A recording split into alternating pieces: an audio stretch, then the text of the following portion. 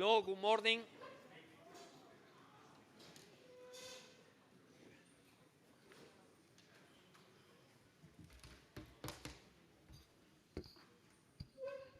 Okay.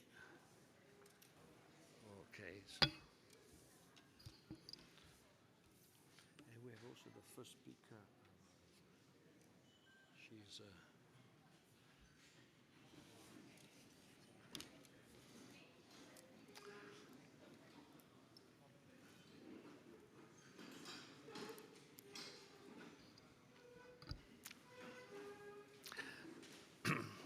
So, good morning to everybody. Welcome to Rome. Welcome to the Vatican City.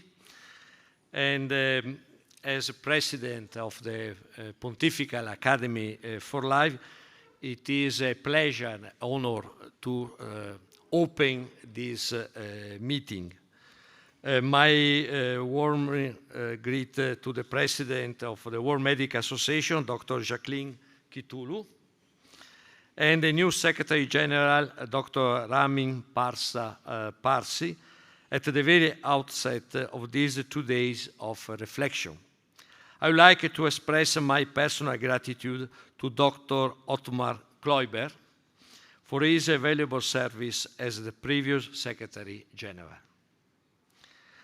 I am pleased as we begin our work to recall how deep the bond between the Pontifical Academy for Life and the World Medical Association has become, built on many years of collaboration.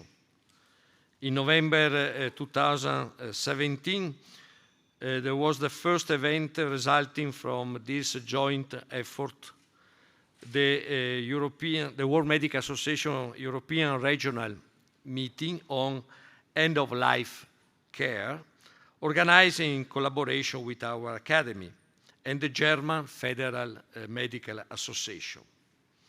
In July 2021, the International Roundtable on Vaccination was held, organized by both institutions to address issues of equity in access to vaccine hesitancy, and misinformation. Furthermore, in January 2024, we organized the conference on the revision of the Declaration of Helsinki in collaboration with the American Medical Association on the occasion of the 60th anniversary of the Declaration. This meeting that we open today on the Taipei Declaration marks another important milestone in our shared journey in support of public health and a careful consideration of the role of the physician and the dignity of the patient. Active collaboration with the Israel Medical Association has made it possible to build a high-level program that fosters dialogue among all, even in difficult and trying times. Pope Leo, in his message to the participants of the Academy International Congress AI and Medicine in November 2025, reflected on how technological progress brings. There is no doubt that technological development has brought and continues to bring significant benefits to humanity, particularly in the fields of medicine and health. In order to ensure true progress, it is imperative that human dignity and the common good remain resolute priorities for all. For with the potential pitfalls of AI, he explicitly warned against the perverse manipulation of these technologies, words that today form part of the Pope's first and important encyclical, Magnificat Humanitas. Here, Pope Leo highlights what Pope Francis already denounced as a real global risk for the whole humankind. We read, Pope Francis denounced the growing dominance of a technocratic paradigm in our globalized world, the tendency to let the logic of efficiency control and profit alone shape personal, social, and economic decisions. This makes it clear that technology is not simply a tool. Precisely because of their power, they can also hasten the expansion of the technocratic paradigm, and therefore require a new spiritual, ethical, and political framework. More power does not necessarily imply something better. I believe that we have the possibility of a convergence between the Taipei Declaration and the reflection of the Academy over is the recognition that the dignity of the human person is invaluable, even in the face of technological progress or the promise of enormous benefits for public health. For every physician and healthcare professional, the Taipei Declaration translates the principle into concrete obligations, not to sell or transfer data to third parties for purposes not agreed upon, to ensure the protection of information even in context of international collaborative research, and not to allow commercial political logic to erode the trust that patients place in the healthcare system by sharing their data. For this reason, the dialogue between the World Medical Association and the Pontifical Academy for Life is increasingly timely, necessary, and grounded in at least a common foundation. There is in fact a substantial convergence of method and vision. Both organizations recognize that the challenges posed by health data in the digital age cannot be addressed either with purely technical legal tools or with abstract principles alone, but they require an ethics embodied in practice, capable of guiding the concrete choice of physicians, researchers, institutions, and legislation.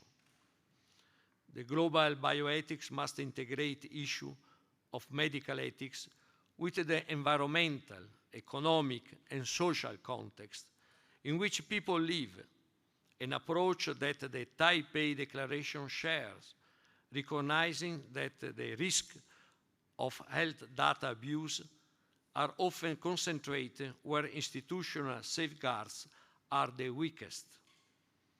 Artificial intelligence applied to medicine, predictive models based on genetic biobanks, and digital health platforms are powerful tools.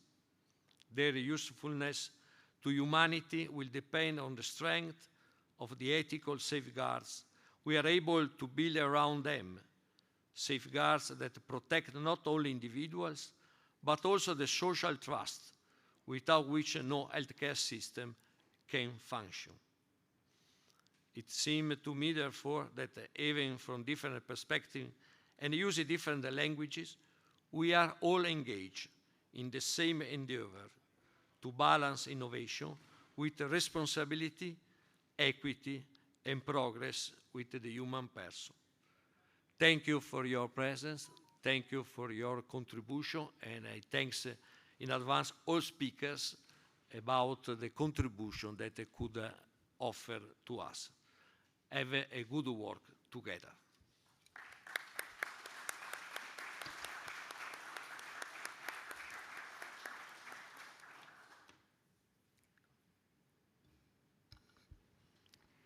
Your Excellency, Monsignor Renzo Pecoraro, distinguished moderators, Reverend Pablo Requena, honored speakers, colleagues, and friends, it's a profound privilege to be here before you today in this historic setting as we gather to address one of the most pressing ethical challenges of our time, equity in health databases and biobanks.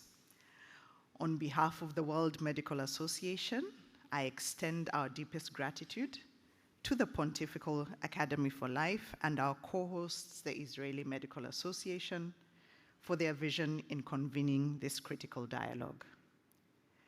The Declaration of Taipei has long served as the cornerstone of ethical guidance for the global medical community. Yet, as science and technology advance at an unprecedented pace, so too must our commitment to justice. Health databases and biobanks are not merely repositories of data, they are mirrors of our collective humanity. Who is represented in these systems? Whose voices are amplified and whose are silenced? And most importantly, how do we ensure that the benefits of research are shared not just widely, but equitably? This conference is a testament to the WMA's belief that enduring ethical principles must continue to guide medicine as innovation creates new challenges and responsibilities. To ensure that this revision is truly global, inclusive, and informed by diverse perspectives, the World Medical Association has intentionally convened a series of open expert meetings across different regions of the world. This meeting in Vatican City is the third in that series, following important consultations in Taipei, Taiwan, and Sao Paulo, Brazil. These regional dialogues are designed to ensure that all voices contribute to shaping the future of the Declaration of Taipei, and that ethical guidance reflects the realities of different health systems, cultures, and populations. I personally am particularly looking forward to the forthcoming discussions in Nairobi, Kenya, which is my home country. That will be in 2027. As Africa remains one of the most underrepresented regions in global genomic and health data research, despite being home to the greatest human genetic diversity. While African populations represent nearly 1/5 of the world's population, they account for only a small proportion of participants in genomic studies and biobank collections. This underrepresentation has important implications for scientific discovery, health equity, and the fair distribution of the benefits of precision medicine.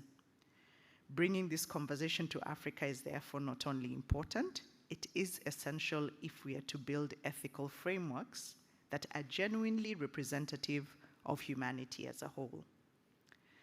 So over the next 2 days, we will hear from leaders in bioethics, public health, and patient advocacy about the gaps in representation, the barriers to access, and the opportunities for reciprocal benefit sharing. From the underrepresentation of marginalized communities in biobank research to the extractive models that have too often defined global health data practices, we are here to ask difficult questions and to demand better answers. The WMA's mission is to serve humanity by fostering the highest ethical standards in medicine. Revising the Declaration of Taipei is not just an academic exercise, it is a moral imperative. We must ensure that our ethical frameworks are as inclusive as the world they seek to serve. As we listen to the insights of our distinguished speakers, let us remember that equity is not a privilege, it is a right. Trust is not assumed, it is earned. And ethical stewardship of health data is not simply about protecting information, it is about respecting the dignity, autonomy, and rights of every person whose data contributes to the advancement of science and medicine. To the Pontifical Academy for Life, our partners, and all of you here today, thank you for your dedication to this cause. Let us use this meeting to bridge divides, challenge inequities, and reaffirm that medicine at its core is an act of justice. I look forward to the discussions ahead and to the actionable steps we will take together. Thank you very much. Thank you.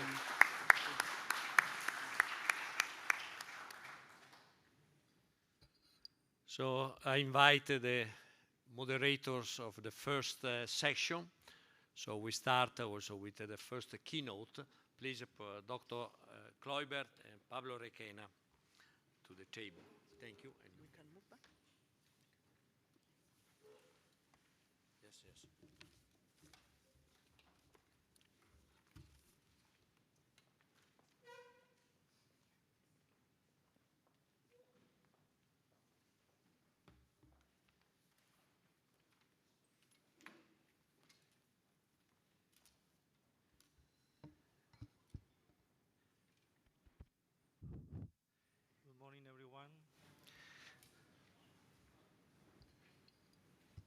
Good morning, everyone. I'm very pleased to have you all here this morning in the Vatican for this exciting and important seminar. We all know the importance of equity in research, and it is not always easy to find the right balance between the protection of people, we call them participants in the Declaration of Helsinki, mostly the more vulnerable, the interest of the research, and the reasonable desire of market profits. So we are going to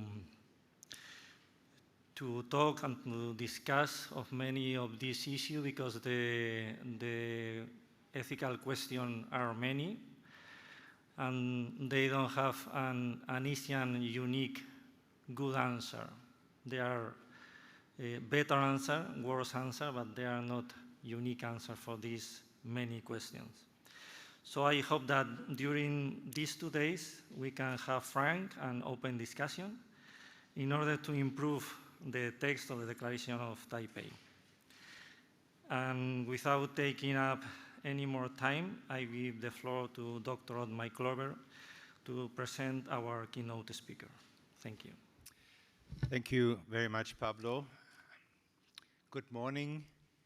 I have the pleasure to introduce our keynote speaker, Professor Alena Büchs of the Technical University of Munich. And unfortunately, she cannot be with us here in person because of a problem with her flight. Yesterday, I've been told that was canceled. So she is with us virtually. And as I said, I have the pleasure to introduce her. Her research covers the entire field of biomedical and public health ethics and issues of solidarity and justice.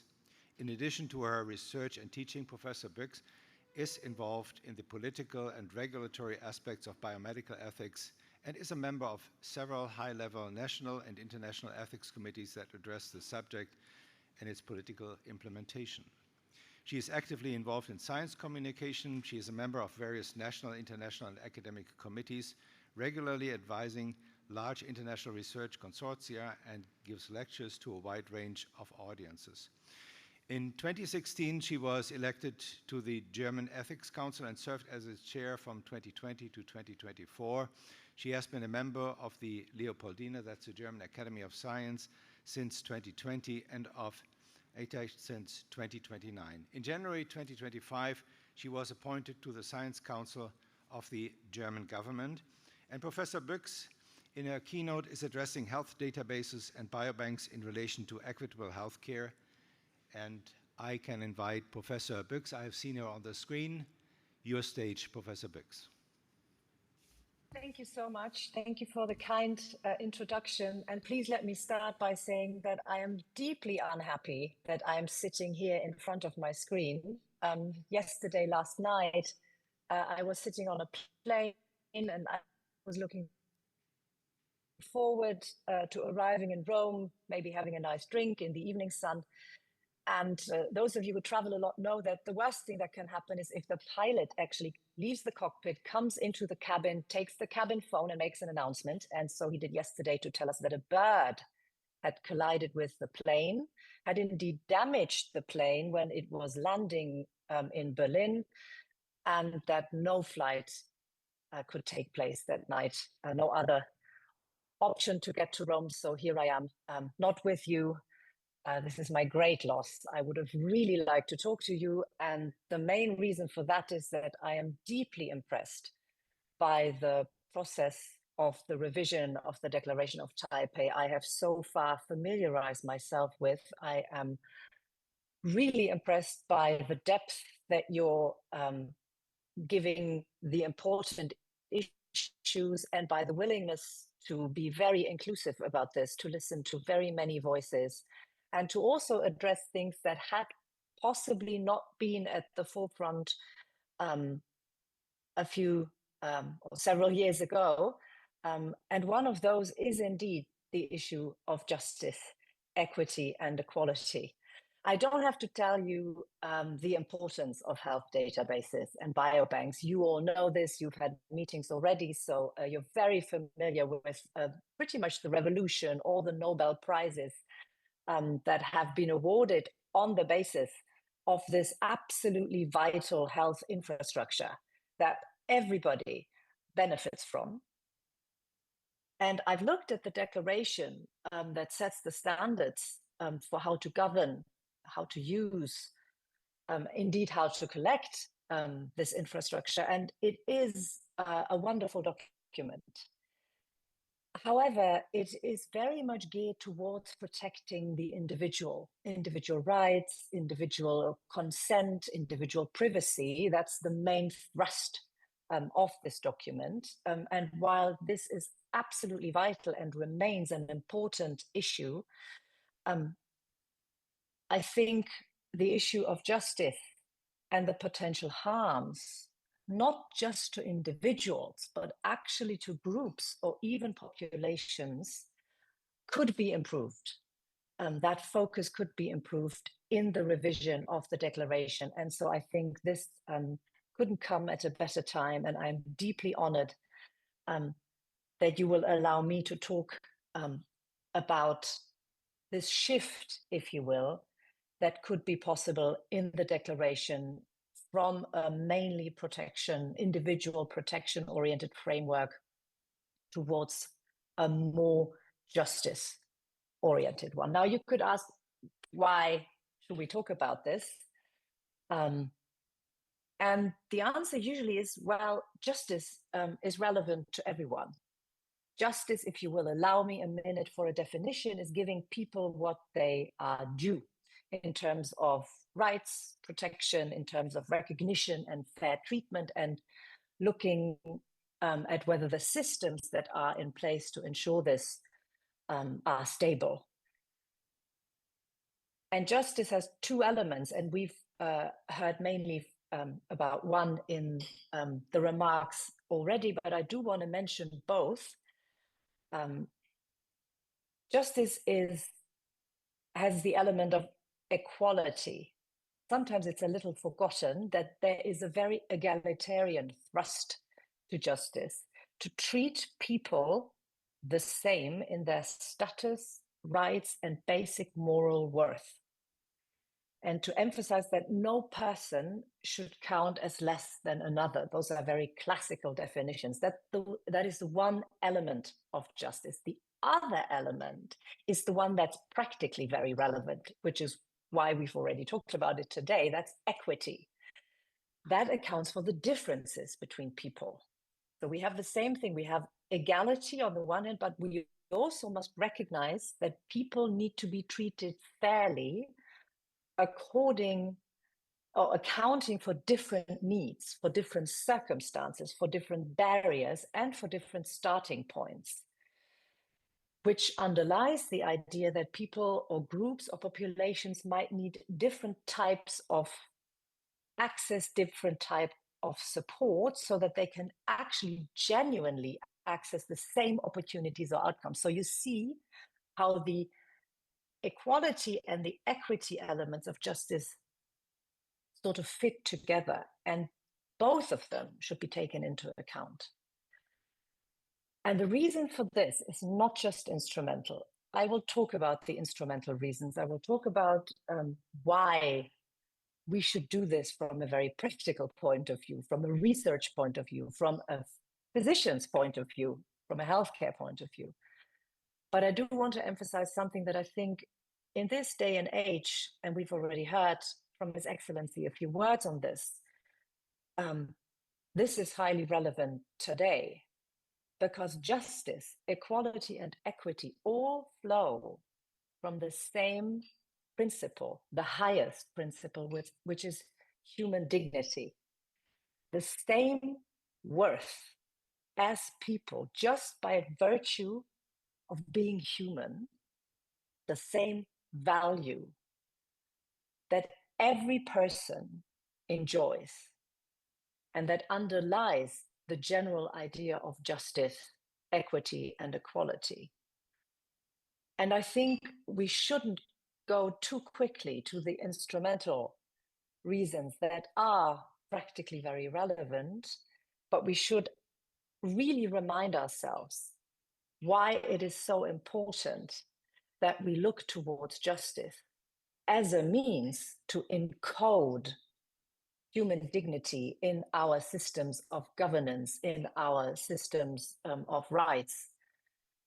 And that's because if we don't, it's wrong. And we devalue what makes us human. And I do want to emphasize that this is an enormous danger in today's world. We've already heard about the encyclical on AI, which is very relevant for the revision of the Declaration of Taipei that makes this point, I think, in a very powerful way. But it can also be made in secular ways to emphasize the fact that justice, equity, and equality are not just means to achieve results that are instrumentally or practically relevant. That's important, but it's not the only reason. The main normative reason behind it is to encode human dignity. So why do biobanks matter? You know that they enable the understanding of disease patterns, of risk factors, of drug responses. They enable people to diagnose rare diseases much quicker, and they are a fantastic resource for population health. But they also are able to encode health disparities. So let me start with the first issue of justice for biobanks and databases, and that is the issue of bias or representation. And the key question here is, who's in the database and who is missing?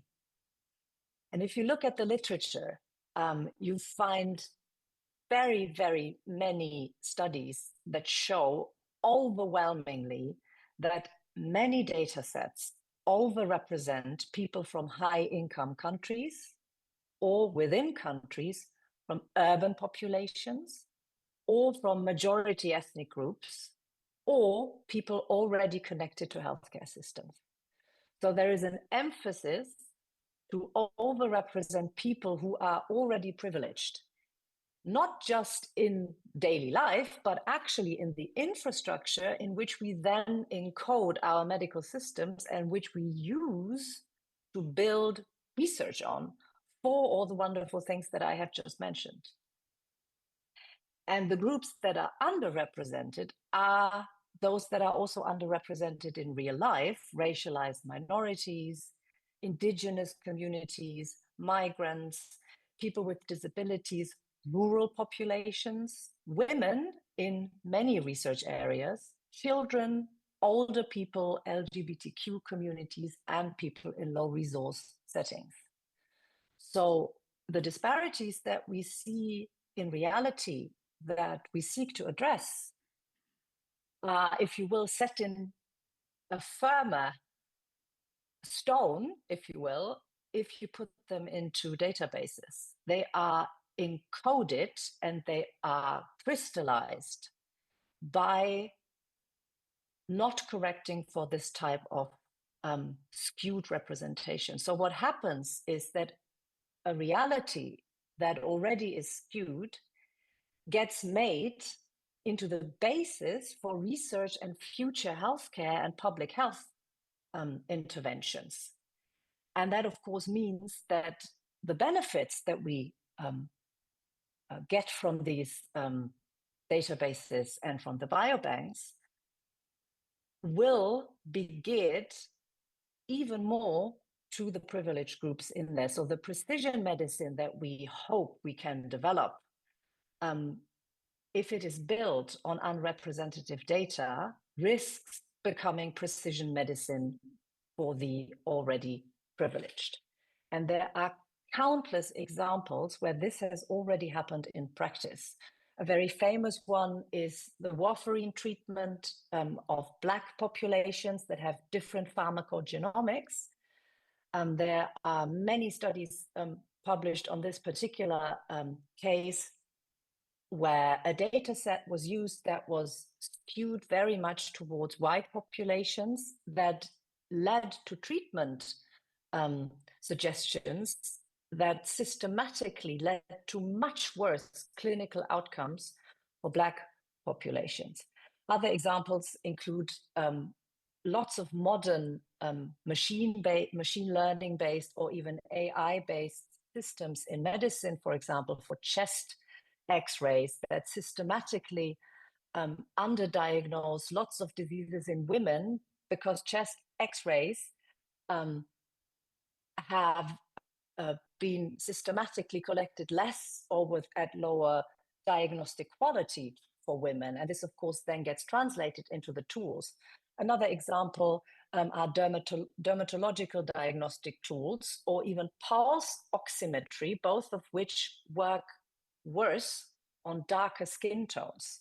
These are widely in treatment settings already, and they show that if the basis on which they are developed is skewed and not representative of what people really are in the wide variety that populations bring to the table, then the results can be extremely harmful in real medical practice.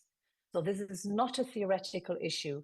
This is an issue that has really harmed lots and lots of these populations that I have just mentioned. And I could give you 20 more of these examples. I will stop here for the benefit of time. But this is something that many of you will be very familiar with from their own practice. The second issue that we need to think about is just agenda setting. So in addition to the question of representation, there is the question whose needs are prioritized and why. So what is actually done with the data that we collect in databases? Which diseases receive research attention and why? Which populations are considered scientifically interesting? And of course, also, are databases built around commercially profitable conditions or around major burdens of diseases? Now, this goes to the issue of major global disparities in the attention that is given to different diseases. And in particular, diseases that are more prevalent in the global south than they are in the Western or Northern hemispheres. And it underlies the research priorities that we have seen over the last decades. And this again shows that the infrastructure that we have in research, the data infrastructure, silently can encode priorities. So this is the opposite of good representation. And there is another opposing issue here at play, which happens even if we don't have the problem of skewed representation, and that is exploitation.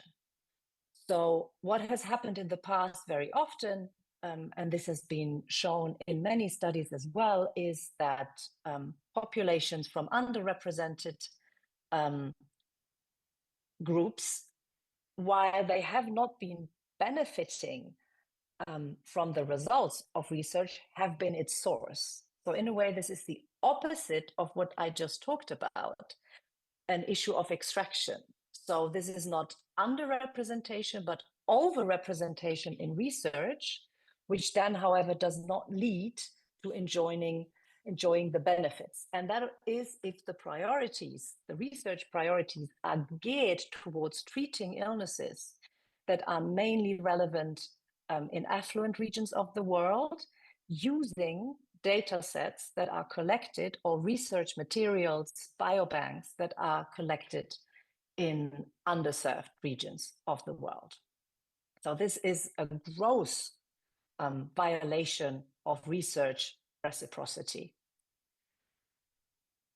Justice requires not only asking how to include people and how to represent people in our research infrastructure, but also how to include them on fair terms.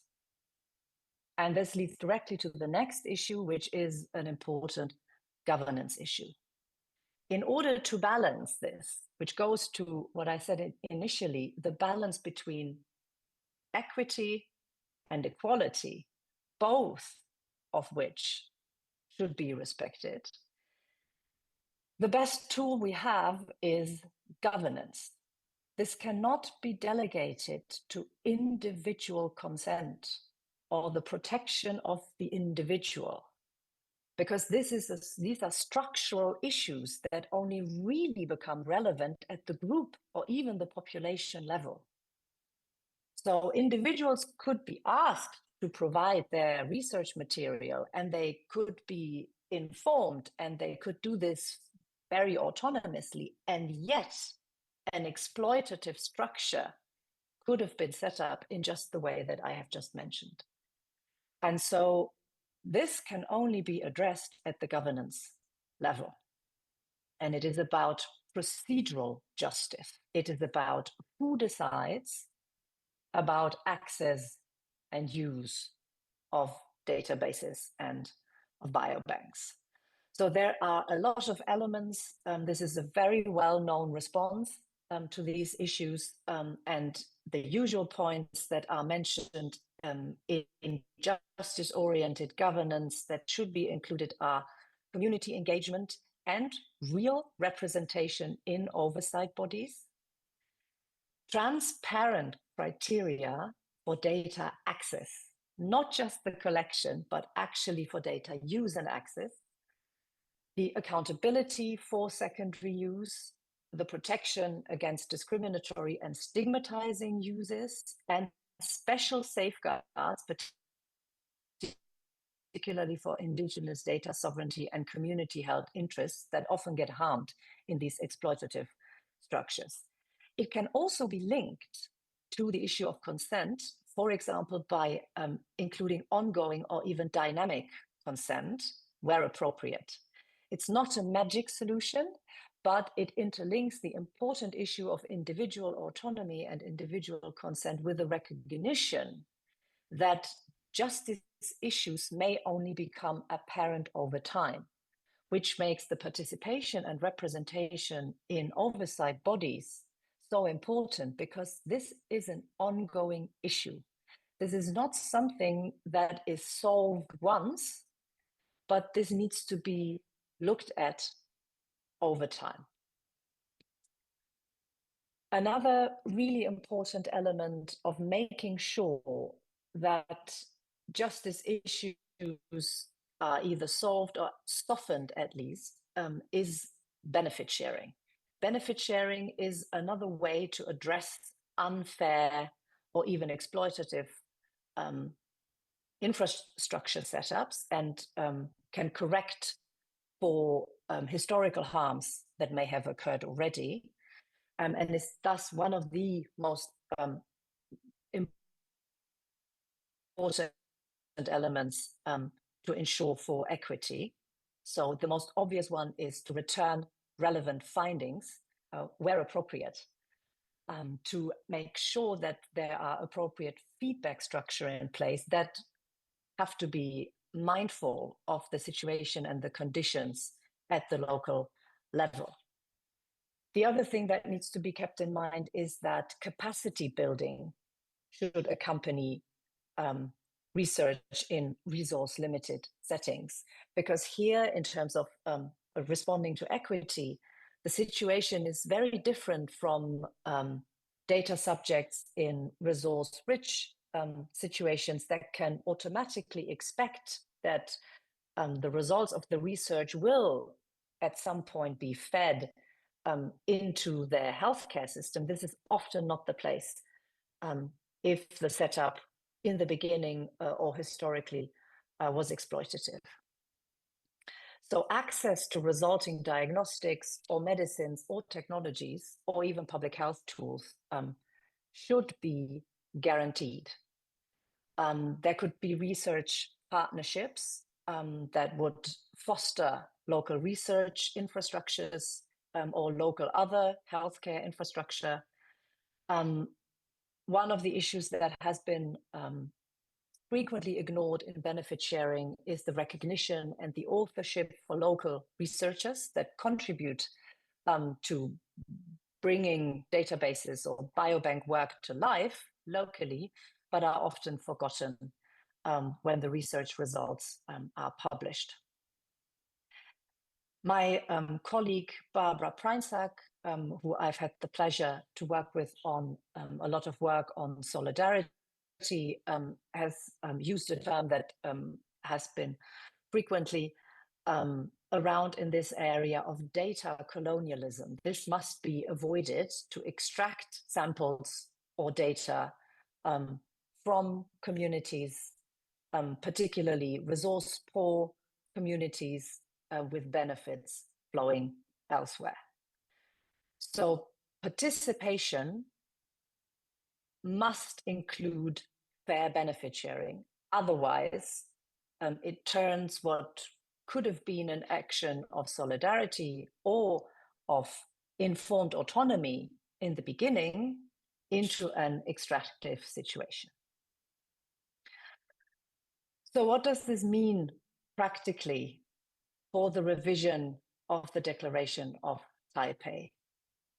Firstly, and most importantly, it means that these different elements of justice should be a focus of the declaration. And while they should not in any way overrule the importance or lessen the importance of individual autonomy and the rights of the individual, of privacy and of consent, and the other protection that is due to the individual, there should be a better balance looking at structural justice issues.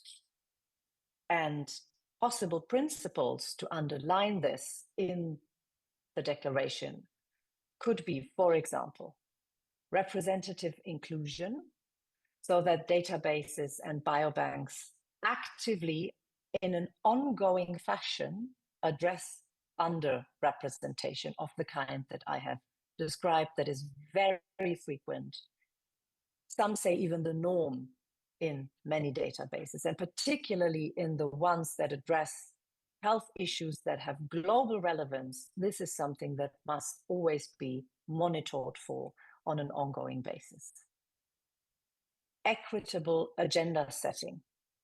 So the question, what is research geared towards, should not just be made top down, but should made in line with the needs, the wishes of those directly affected, and the communities themselves should help define research priorities. Fair governance, the oversight structures that are put in place for databases should include diverse voices and community perspectives, because a lot of the things that I have just told you about have only been brought up after painstaking, exhausting, sometimes even dangerous work of those directly affected at the local level. Often years after the initial work had been done, often years after the initial infrastructure had been put in place. And actual harms have often been ignored for way too long. So there needs to be forward-looking monitoring, ethical guidance to recognize risks of harms to communities, not just to individuals, but to communities and to populations. Benefit sharing, which is something that the declaration already emphasizes, should be emphasized more and planned prospectively. So not as a charitable enterprise, but actually something that is structurally from the beginning encoded into the governance of the health infrastructure. And in view of global equity, collaborations between high and low resource settings must include capacity building and the fair access to output. Again, this is not something that should be something as an afterthought or a voluntary contribution, but something that is built into the governance of this health infrastructure. Transparency and accountability, already very important principles for the data use, but also for the commercial partnerships and for the secondary research, should not just be visible, but contestable. There are many ideas amongst researchers of ways to make sure that populations or groups that get affected by something that had not been considered at the outcome can bring this to the attention of state governance bodies for health infrastructures. And finally, trustworthiness as a principle that is not just relevant for individuals that give their information or their materials, often with a very pro-social motivation, but that is something that looks to be trustworthy for groups and for populations, and for making the institutions themselves worthy of trust. Health databases and biobanks could and should actually be understood as part of the social infrastructure of health. And if they are built justly, and if the issues that I have mentioned that have cropped up over the last decades, if these are avoided, they could be a fantastic tool to actually help reduce inequities. If they're built carelessly, they will amplify them.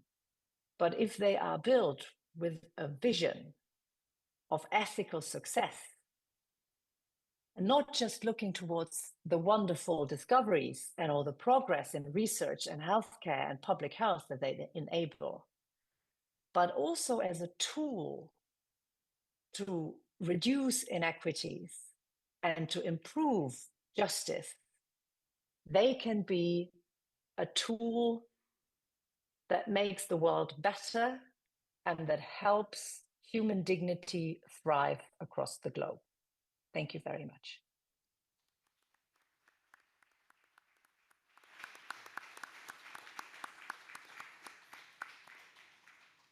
Thank you. Thank you very much, Professor Bix, for your keynote. And it reminded me very much on the work of our past president, Sir Michael Marmot, talking about social determinants of health, which you have rightfully transferred now into our situation of dealing with databases and biobanks. I think it's also fair to say that this is also a consequential step after the revision of the Declaration of Helsinki, which we have done, which addressed some of the points you have raised and mentioned as well. And now you have given a very logical grid into bringing this into the world of databases and biobanks, taking your last argument to see databases and biobanks as a part of the social infrastructure of health, I think is a very strong one to start with and to sort in the ideas of why we are introducing or stronger introducing these ideas into a new and revised version of the Declaration of Taipei. It is also for me quite interesting to see that we are shifting a little bit a weight here, because what we have done and very intensively have done is seeing the governance as a replacement for an incomplete or impossible informed consent, which is with the idea of indefinite use of data and samples in the future, an impossible concept. Thank you very much, Sunny. An impossible concept, as we don't know the future and the risk and benefits from what we do with databases and biobanks. And our attempt, of course, was to replace part of this with a very solid and strong governance structure. But as you say, and rightfully say, there is more to that, what a governance structure has to deliver, namely things that an individual consent never itself can deliver, and those are the social aspects of the arguments you have been given. We have some time for discussion. I would like to invite you to ask questions to Professor Birks, if you have. If there is, well, Leah, you come first then.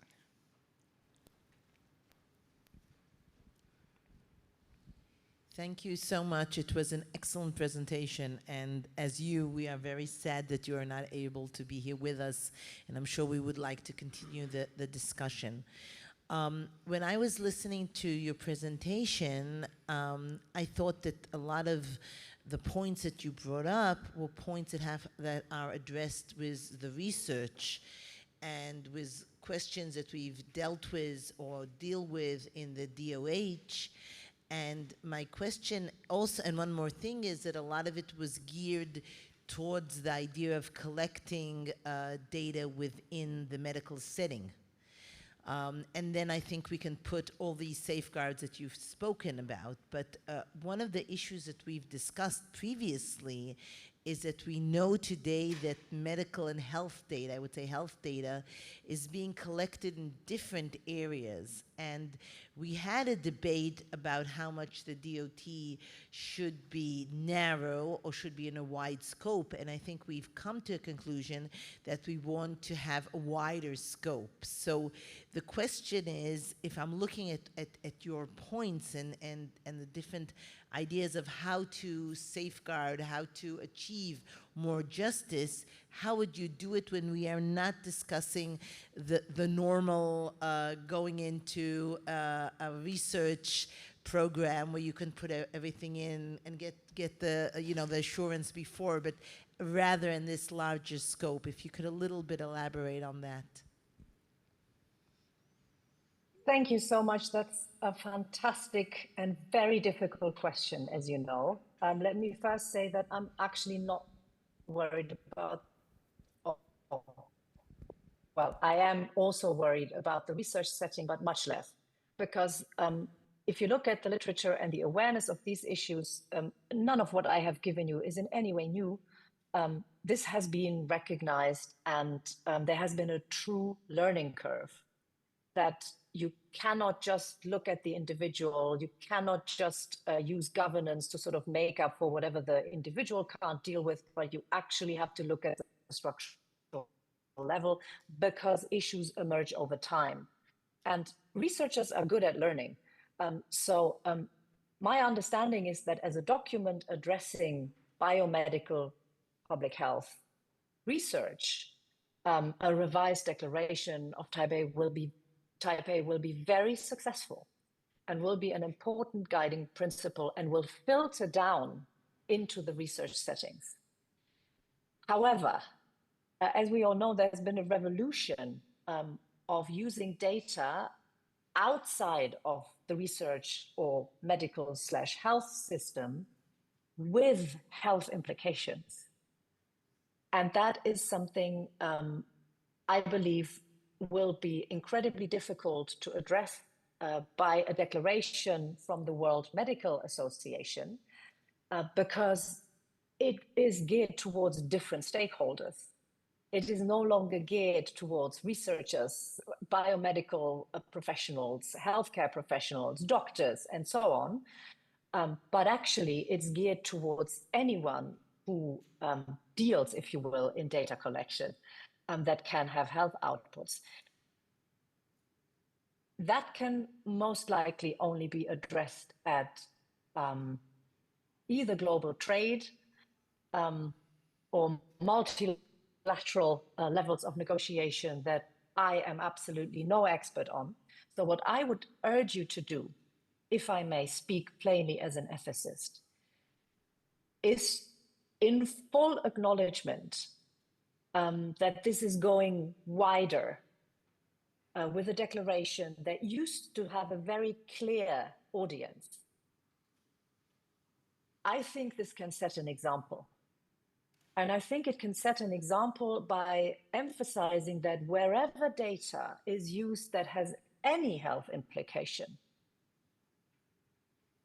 no matter the context initially where it stems from or how it's been collected or how the database or biobank or whatever has been set up, as long as it is relevant in the area of health or biomedical research. And I know there are issues of definition, I know that, but let's put them to the side for the moment. As long as that is the case, the principles should apply. Because I believe that we need some very clear guidance for the world, even if the audience has become much wider and includes huge commercial entities that never used to look towards declarations put out by world medical bodies. So this is pretty much saying the declaration could be a positive example that then might be adopted by other institutions, by global or even national legal systems that could then have a stronger and more direct impact. But I think we need you to march ahead to say what's right. Thank you very much, Professor Bix. I think that's giving us a little bit of heads up on a discussion which we had through the past more than 10 years, asking ourselves whether this is still relevant in a world where data is collected with wearables, is coming and stemming from commercial data, which assumingly or presumably have nothing to do with healthcare in the first place and turn out to be relevant for health and for public health with that. I don't see a question in the room, but may I use May this? I add one sentence? Yes, please. And then I see there are more questions. Otherwise, I would have bothered you with a question from my side. Who, if not health professionals? We're the stewards. And health professionals have a strong ethos. And I think, let me be very honest, the world needs to learn from that.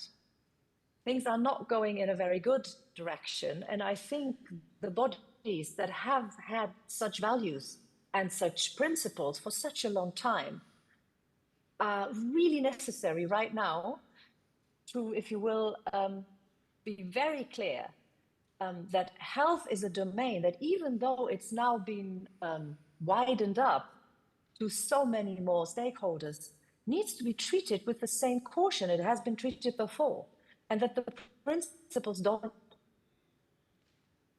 operate just because data is now collected outside of the formal medical or research setting. So I think an institution such as the World Medical Association is absolutely vital right now to raise its voice. Thank you. So we have a question. May I ask you to introduce yourself? And just for Professor Bix, the first intervention came from Ms. Lea Wapner, the Secretary General of the Israeli Medical Association, and now we have a second intervention, please. Thank you very much. My name is Veronica, and I'm a PhD student at the University of Oxford and a co-founder of a startup building open science infrastructure for bridging clinical data with like the broader scientific community. And my question is somewhat linked to the previous question, but perhaps more specific, and that is, a lot of what's been discussed concerns top-down data collection, and I was wondering, when it comes to bottom-up data that is appearing more and more commonly at community forums, et cetera, how that applies to this bottom-up situation? Thank you very much. That's a really helpful question to emphasize an important point. It applies the same.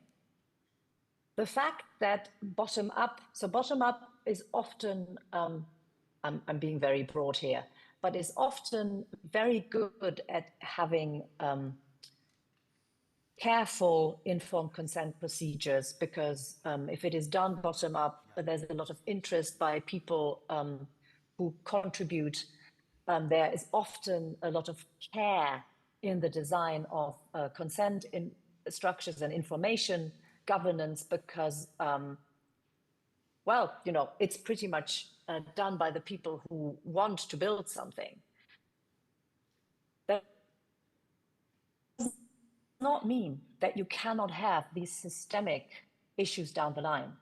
I think that's one of the things that we have learned over the last decades, that no matter where the data stems from initially, and no matter how good your initial participatory initiatives might be, or your consent infrastructure might be, your proceedings, your governance, you can still have effects on equity and equality in the way I have described them. And so I think this applies the same.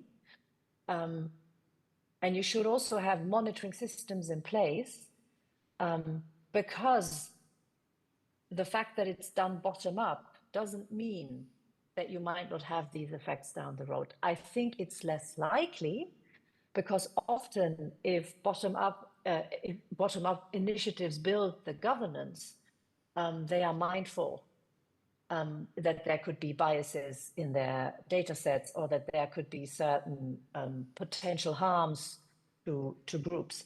But again, that's not certain. And so I think the principles should apply there as well and can apply there much better, possibly. Thank you, Professor Büchs. I think this gives me a chance to have one last question for myself. In many of our societies, the freedom of research and science has a very high value. In Germany, it's even constitutional, extremely high ranking. And that freedom is not limited by any requests to be social, just, or whatsoever. It is a very plain right you have, very high, as I said, in the ranking. So what are your practical ideas and solutions in order to nudge this more into the direction of what you said, a part of the social infrastructure of health? Thank you for that, because what we're talking here about, these principles are ideals. And they, in some cases, can be preceded by a research interest and have been in the past probably very often. And my answer would be to then go to the instrumental case and say, look, this will make the research results worse. It's a quality issue.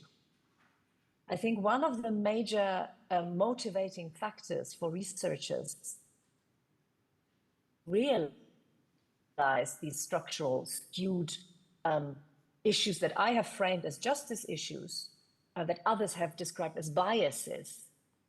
You could also frame them as quality issues, that reality is not represented, and that means that your results are pretty much not realistic. And that is something that most researchers will be motivated to avoid. So in terms of how to explain why this is important, I believe the human dignity issue is the most relevant one. But if human dignity and the needs for justice, equity, and equality aren't strong enough motivations, I think the quality of the research argument is a very important one. Because you then need retrospective corrections for your data sets to make sure, discussing how in hindsight, few data sets can be improved with synthetic data, and there's been all kinds of interesting approaches.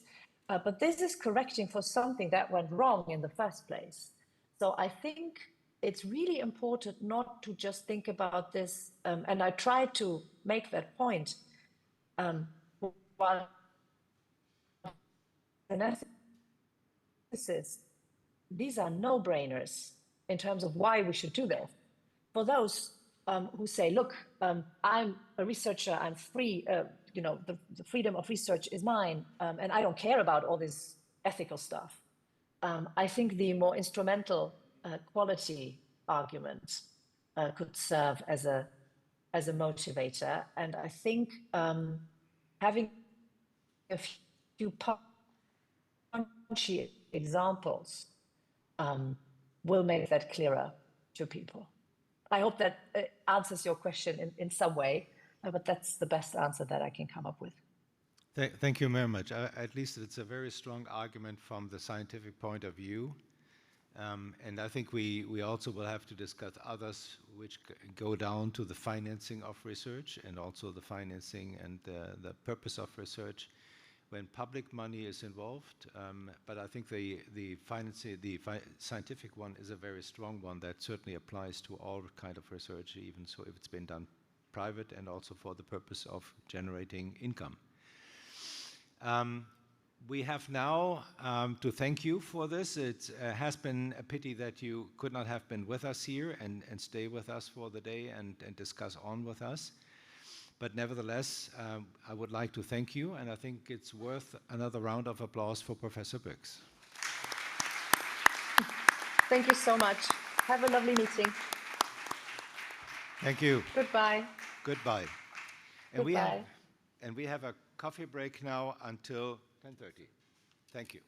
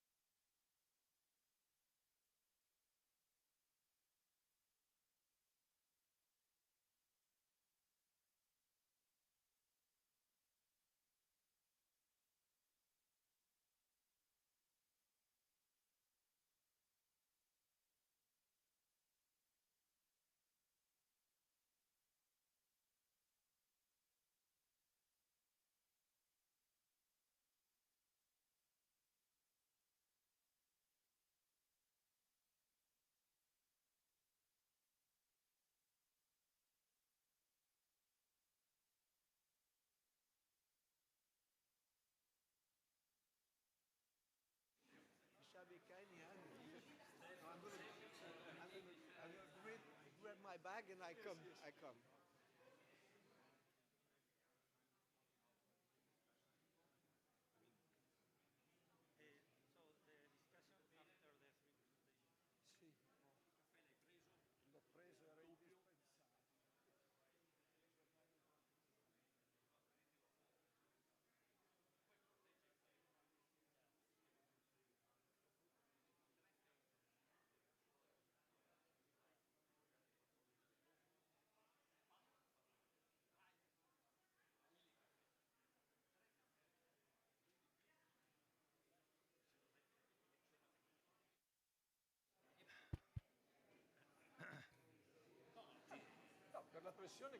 Please take your seats. We would like to continue.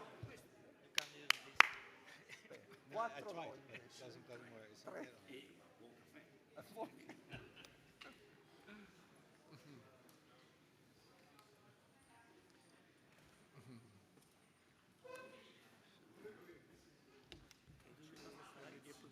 I have 3 slides at the end of my presentation, at the end, but I don't know how to manage it. They know. Yes. They know.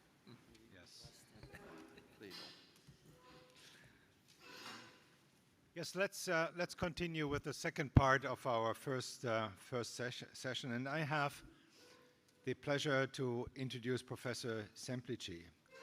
Stefano Semplici is a professor of social ethics and bioethics and a member of the faculty of the Department of Philosophy at Tor Vergata University of Rome. He is a member of the Italian Committee for Bioethics and was the chair of the International Bioethics Committee of UNESCO, where he was appointed in 2008. From 2011 to 2015, he has served in this role and of the Committee of Bioethics of the Italian Society of Pediatrics from 2014 to 2019. He is an associate editor of the journal Medicine, Healthcare and Philosophy since 2010 and was editor of the then co-editor of the Journal of Archivo de Filosofia, Archives of Philosophy from 2007 to 2016. He is also a corresponding member of the Pontifical Academy for Life, a member of the steering committee of the Institute for Philosophical Studies Enrico Castelli, and of the editorial boards and scientific committees of other institutions, journals, and series. In 2023, he published the book Ethica Post-Pandemica. Professor Semplici, the stage is yours. Thank you. It's okay? Okay, thank you.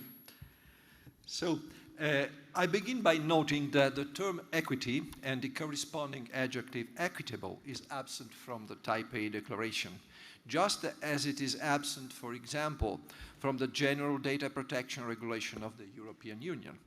Nor does the term fairness appear, which is included instead in the regulation among the principles.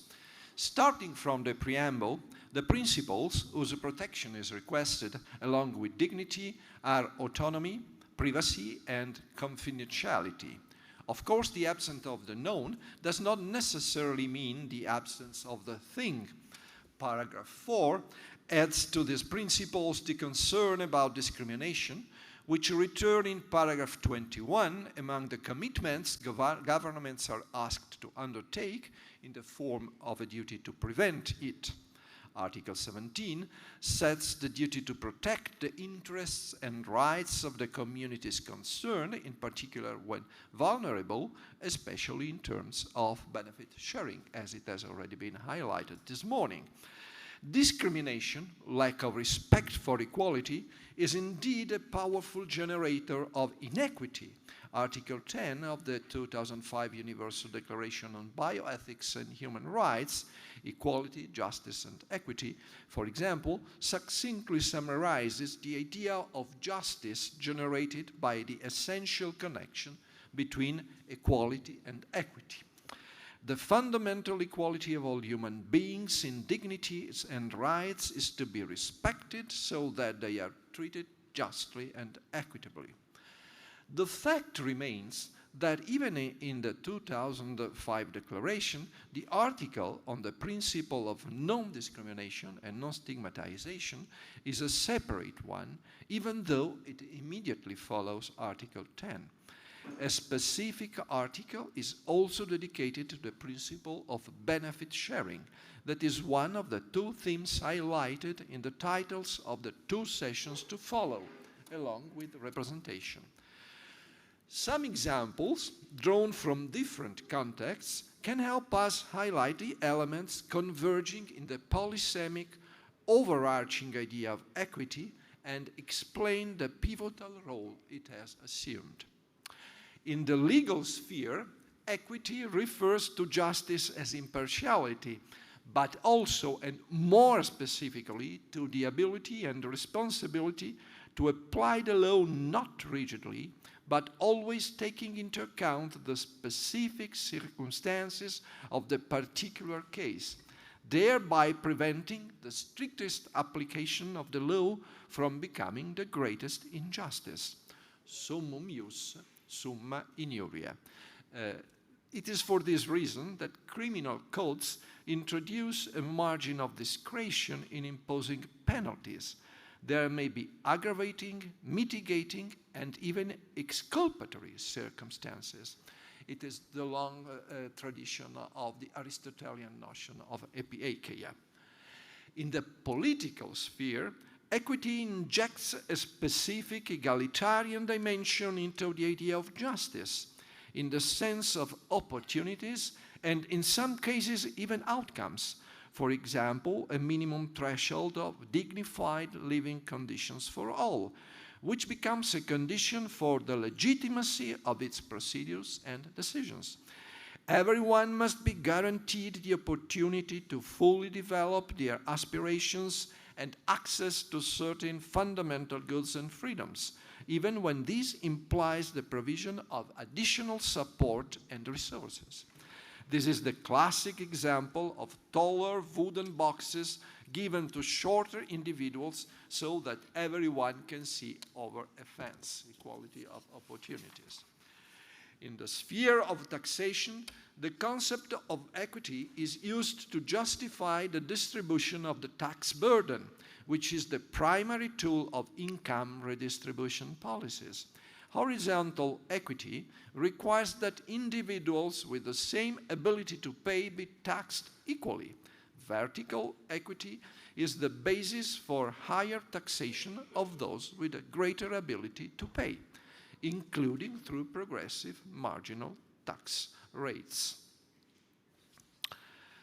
Finally, equity in healthcare implies the idea that the benefits of scientific progress cannot be enjoyed only by few, at the risk of an unsustainable erosion of the principle of equality, which is the way to bring together themes like representation, benefit sharing, not excluding, it goes without saying, consent. Sensitivity to individuals and groups, this is the point I want to make very clear. Sensitivity to individuals and groups' characteristics and specific vulnerabilities, inclusion of all human beings in one and the same sphere of freedoms and rights based on the recognition of equal dignity, and distribution of burdens and benefits consistent with this recognition. This quick overview helps us understand what equity in healthcare is. The benefits of scientific progress cannot be enjoyed only by a few at the risk, as I said, of an unsustainable erosion of the principle of equality. It also helps understand what the added value of equity to the Taipei Declaration can be, using and expand. No, I don't need the slides now. It is only for the conclusion. It also helps understand what the added value of equity to the Taipei Declaration can be, using and expanding building blocks already present in it. However, a question which is far from being just a linguistic one must be addressed. It is the question concerning the relationship between equity and fairness. Is it necessary to have both terms, also considering the difficulty to convey this difference in languages other than English? The Nuremberg Code, a milestone in the ethics of scientific research, was a response to the horrors committed by Nazi doctors in concentration camps. Its focus was on voluntary consent of the human subject as an absolutely essential prerequisite, as it is today. The Belmont Report, even though without using the terms equity and equitable, acknowledged the legitimacy of concerns about fairness, particularly regarding the selection of research subjects, and introduced the principle of justice in the sense of fairness in distribution, or what is deserved. The issue of justice is an issue of free, informed consent, as well as benefits and burdens, as it was very clearly highlighted in our first presentation. The issue of justice is an issue of free, informed consent and benefits and burdens. And as we have seen, this is where equity, along with fairness, can come into play. Article 6 of the Declaration of Helsinki, noting that medical research takes place in the context of various structural inequities, urges researchers to carefully consider how the benefits, risks, and burdens are distributed. The duty of a fair and responsible inclusion as research participants of vulnerable individuals, groups, and communities requires specific support and protection. The principles pointed out in the Taipei Declaration, autonomy, privacy, and confidentiality, aligned with the priorities that immediately emerged with the real explosion of health databases and biobanks. The goal of exploring practical and ethical strategies to promote equity-oriented obligations signals the growing awareness of the extraordinary benefits that can result from the use of these resources. To quote Article 5 of the Declaration, research using health databases and biobanks can significantly improve all aspects of healthcare, and health research represents a common good that is in the interest of individual patients as well as the population and the society. Research and other health databases and biobanks related activities, so reads Article 8, should contribute to the benefit of society, in particular public health objectives. These observations help us understand why, starting from the early 2000s, the issue of representation and the issue of benefit sharing converged towards the compound term data equity. It is essential to protect autonomy and privacy during the entire data life cycle. It is as essential to prevent historical inequalities or belonging to minority and marginalized populations from impacting data and biospecimens collection and, consequently, their meaning and usefulness for many people. However, one could observe that this concern is already captured by the notion of fairness. Indeed, fairness is a key synonym of equity and vice versa.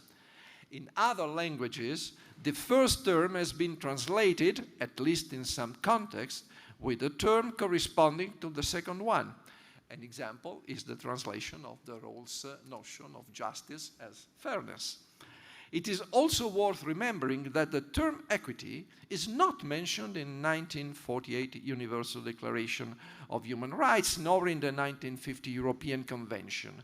Both acknowledge in the English text the right to a fair and public hearing and a fair trial, while the French text mentions, respectively, everyone's right à ce que sa cause soit entendue équitablement et publiquement, and the right to un procès équitable.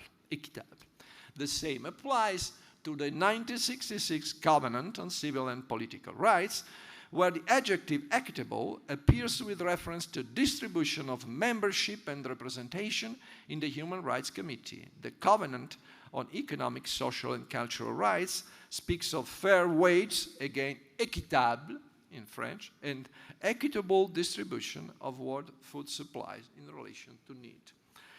It is even more interesting to examine the Charter of Fundamental Rights of the European Union. In the English text, there is no reference to equity, but only to fairness, as is the case in particular with the obligation to process data fairly. In the French text, this homogeneity is lost. Data must be processed loyalement.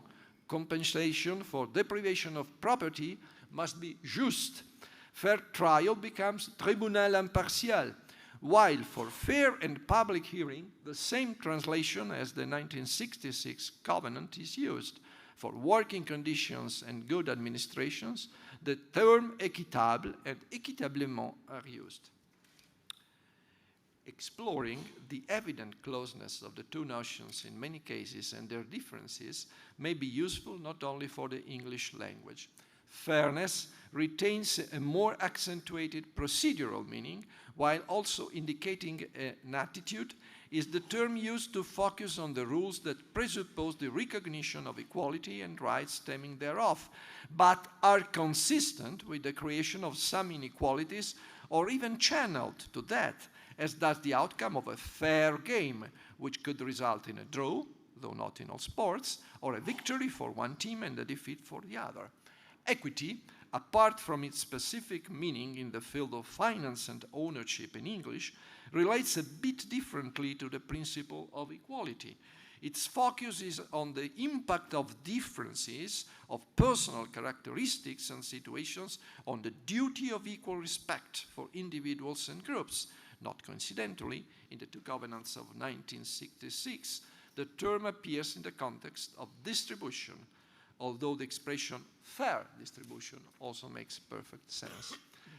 To the conclusion, data equity is also be defined as the shared responsibility for fair data practices that respect and promote human opportunity and dignity, World Economic Forum advancing data equity. In this perspective, data equity could serve as a foundation, or could be considered as a sort of foundation, even of fairness, a kind of overarching principle on which accountability, transparency, identification and overcoming of biases as far as possible, representation without discrimination, commitment to knowledge, and benefit sharing can also be predicated. Equity triggers proactive responsibility, being an equality-oriented and diversity-sensitive mindedness and behavior.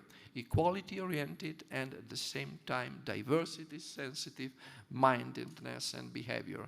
To underline that fair rules and practices find their roots, legitimacy and verification in the fundamental prior recognition of the equal value of all human beings in the richness and variety of its expression.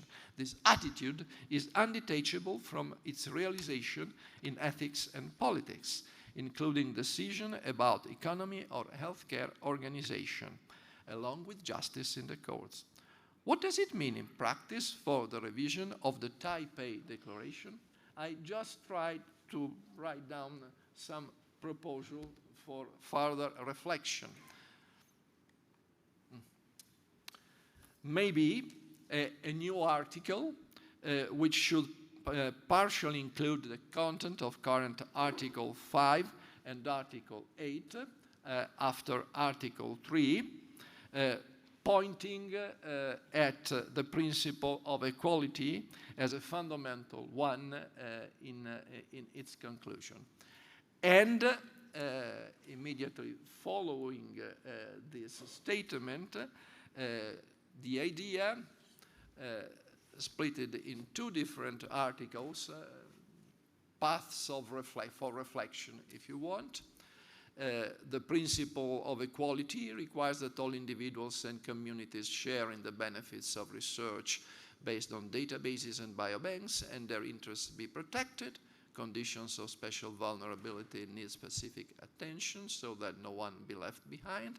And a second new article, an effective application of the principle of equity implies, among others, that data and study samples collection and analysis represent the socio-demographic diversity and needs of the entire population, etc. So to try and bring together the content of what was already highlighted in such an effective way by our first keynote speaker. And of course, we need to include in the section on governance a specific paragraph on equity, listing many responsibilities and duties and priorities that are already present in the declaration, but that could be perhaps more effectively summarized under this general conceptual umbrella of the principle of equity. Thank you very much.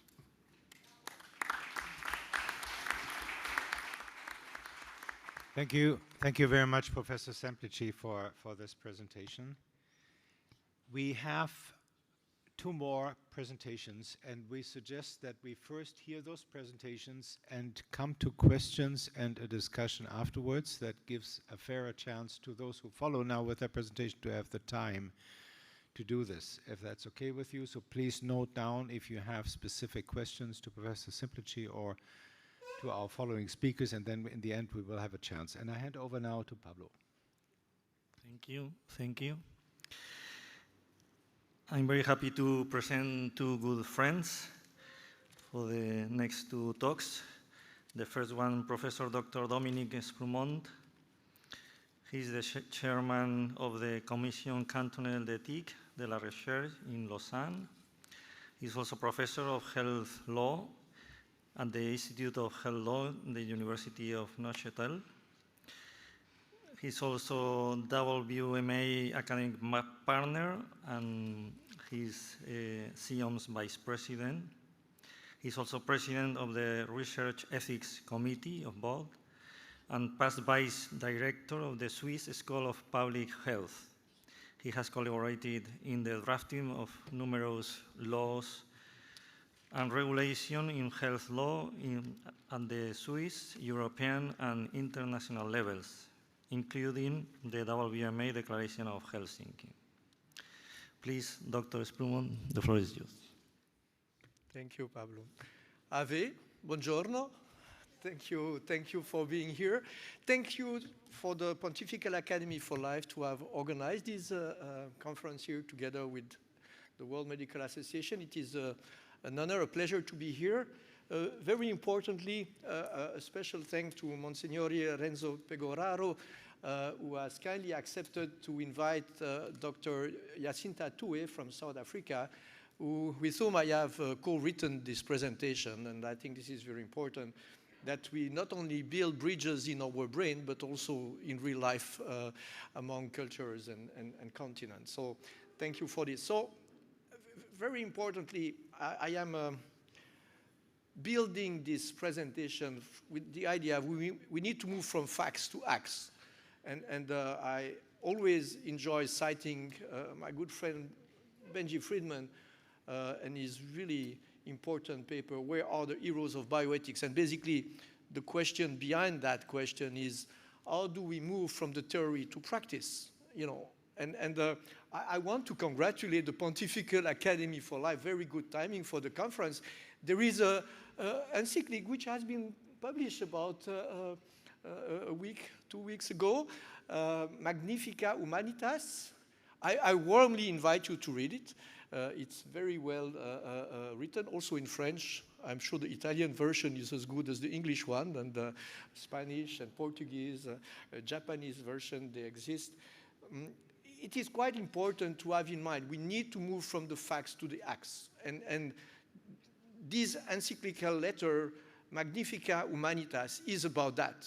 Theory is good, but practice is better. Now, de quo locutum est. What are we talking about? When we speak about equity, there is a reference, and I'm happy that Ottmar Klober already referenced to Sir Michael Marmot, who is really one of the leading experts in this field. He defines health equity as the absence of systematic, unfair, and avoidable differences in health between social groups. In other words, when you have a systematic, unfair, and avoidable differences, there are inequities. And this is exactly what we have to address today. I took a small slide as a ironical reference because it comes from the World International Funding World, and it speaks about COVID and inequity. And during COVID, there has been a very high rate of death in the developed country, demonstrating that inequities is also a question from the north. And I would really like to avoid this idea that when we are talking about inequity, we are only talking about north-south. It's north-north, south-south, north-south, and any way you want it. We have to be really open about that. Now, our central premises with Dr. Tue is procedural ethics compliance often masks deep inequities in global health research governance. We should be very cautious about our confidence in procedural ethics and procedural solutions, because this enables exploitation under the guise of ethics. Approval checkbox can legitimize systems that extract value from vulnerable community while providing minimal protections or benefit in return. And that should be our concern. We have the appearance of fairness, but the reality of exploitation. The gap between procedural compliance and substantive justice demands urgent attention in global health research framework. And thank you, Stefano, for playing the words equity, fairness, justice. We have to move in those words in all our mother tongue. Play with those words in German, in Hebrew, in Spanish, in Chinese or Japanese. Play with those words and try to think, what do they mean? And suddenly you will see that substantive justice means something which is universal and that we can actually work on it, not only relying on procedural. There is an equity facet right now. Procedural checkbox hide the power imbalance across the entire biospecimen and data life cycle, from the collection, consent, transfer, secondary use, and benefit sharing. So while the ethics committee approved the protocols, which sounds fine, and absolute necessity to publish, there are structural inequities that remain embedded. So you see that the collection and the consent extract without fair control, the data and material flow to global north labs. The communities and local researchers are just sidelined. They are ignored. So the power imbalance persists across life cycle. Now, it's not working. Oh.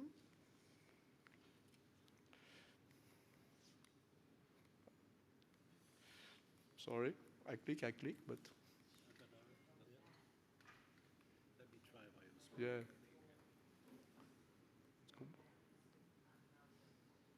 Okay. Well, you always take a doctor with you. You know, I'm only a lawyer. Thanks a lot. Well, the research ethics are neutralized. They tend to function as compliance gatekeepers.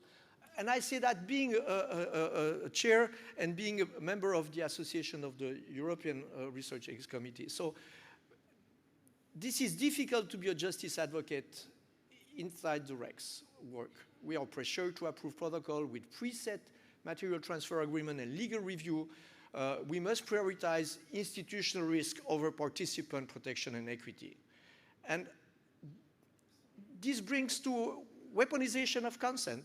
The broad consent has become an export pass, enabling systemic inequity. The participants are told their samples will be shared locally or internationally, and yet they receive no meaningful control over the downstream use. This creates a one-way flow of biological material and data from the global south to the northern institution, and the local researchers bear administrative burden without receiving fair recognition or benefits. There are no fairness, heavy burden placed on the local researchers. Try to go and collect samples in the middle of Congo right now for Ebola. It's much more difficult than just to move to your lab in Bethesda, you know? It takes a little more energy and courage. beyond that, the African ethics guidelines and laws are insufficient to regulate. And this is not because the African leaders are not aware of the issue. You know, here you have a snapshot of the three websites we offer access to the regulation in many countries. In green, those are the countries in Africa that have regulated the export of materials with authorization from the state. It has been implemented. It is there in Senegal. It is there in Kenya. It is there in, no, again, I do it again. Doctor, you're so much better than me. Forward. Not, that's good. And the idea, those laws exist, but they are not modifying the situation. Now, let's go back to some example. The Tuskegee syphilis study, you know what it is about. Now, the question we have, will those men, informed consent, have reduced their inequities? Because this is what the Belmont report says. That's the outcome. Oh, we have the Tuskegee, then we come with informed consent. What does it change? Would those men have had any chance to say no to the doctors from the federal government? Especially in this situation. I'm very skeptical. Now, we look at, bloody. It's closer here. Let me help you. Oh, maybe that's it. Yeah. You know, Henriette, well, I keep it here. You know the story of Henrietta Lacks. She died in 1951. Her cells have been used and are still being used. The family received no benefit for decades. Interestingly, Novartis has paid, we don't know the amount, but has paid some indemnity no later than February 26. And there are more cases going on. And I know some physician researchers are telling me, this is a scandal. This woman died 75 years ago. Why do we bother to indemnify their family? Well, guys, the samples, they contain the DNA of the whole family, and the family is here. So the abuse is continuing right now. Fundamental failure in informed consent, ownership rights, and benefit sharing. The procedural gaps enable exploitation even when research yields immense scientific value. And keep this in mind. Next slide, please. So, yeah, Ebola, you know that there is a crisis right now, but there has been a crisis in 2014-16. And during this outbreak, thousands of biospecimens were flown from West Africa to laboratories in the global north. Local researchers were systematically excluded, and the affected community received no benefit from the vaccine and therapeutic. So specimen exported in mass, structural injustice exposed, the local researcher excluded, no benefit sharing realized. And this is happening today. The next, and I think the most unbelievable situation, you know the America First theory? Well, there is a US America First bilateral health deals. And in those health deals, remember, US AIDS has a step down. It is a tragedy. Ebola crisis right now is partially exacerbated by this. And now you have the current government going around in Africa saying, oh, we have about 20 billion to share over more than 18 countries. But in the agreement, it's written, well, you need to provide us 25 years of data sharing. Oh, you know, this is robbery on these guys of charity. And I don't even think, Monsignore, you'll call it charity. I mean, this is just business. This is robbery. Luckily, Kenya suspended the deal. Zimbabwe now registered the package, and others are resisting. There are no consent here. It's just stealing. Next, please. Now, today, the fair power dynamics is not ensured. There are no local capacity for ongoing oversight, or it's very limited, and it's very complex. Enforceable benefit sharing are globally absent, and there are limited or no protection against exploitation. Now we have to look at the site of the Declaration of Taipei. There are governance gaps in Principles 19 to 21. Currently, those provisions are framed as procedural requirement. While these create administrative frameworks, they fundamentally fail to address the structural inequities embedded in global health research collaboration. And I really admire and respect WMA because we are, and I've been involved in this process together with you, Otmar, and many others in the room. Okay, we did our best in 2016, but we have to do better today because there are so many things which have happened. I describe the two latest examples really as a wake-up call. So next. The proposed reform overview, 4 steps. We need to move further into independent justice-oriented review. The material transfer agreement need to be ethical and they need to have enforceable safeguards. Jacinta Tue, myself, I have been confronted to situations where actually you receive a protocol where you have MTA signed by prestigious funding agency from the north, prestigious company, prestigious researcher, and they say, deal is done, Dominic. Don't bother us with your legal and ethical, blah, blah. We want to do that research and it's going to happen. I say, yeah, come on. You come to me, I have the authority and the responsibility to respect for and protection of the participants. I'm going to look at the MTA. But many research ethics committees are not in this position. We need also to entrust stewardship model and have substantive accountability mechanism. For the independent justice-oriented review, please, the research ethics committee must move beyond the procedural validation. It's not anymore about compliance. We should interrogate the systemic conditions that enable or constrain equity in global health research. Next. We should serve as advocates for justice, not merely gatekeepers for institutional compliance and risk management. That's the point number 1. Second point, thank you, ethical material transfer agreement. No biological material or data should cross border without negotiated ethical safeguards. Negotiated ethical safeguards. In the current situation, you have sovereign states which have laws, statutory laws, that prohibit some behaviors, and suddenly you have some people, because they have money, because they believe they have power, they say, oh, we put 2 billion on the table, but you give us all the data and samples from your country. That's not negotiable.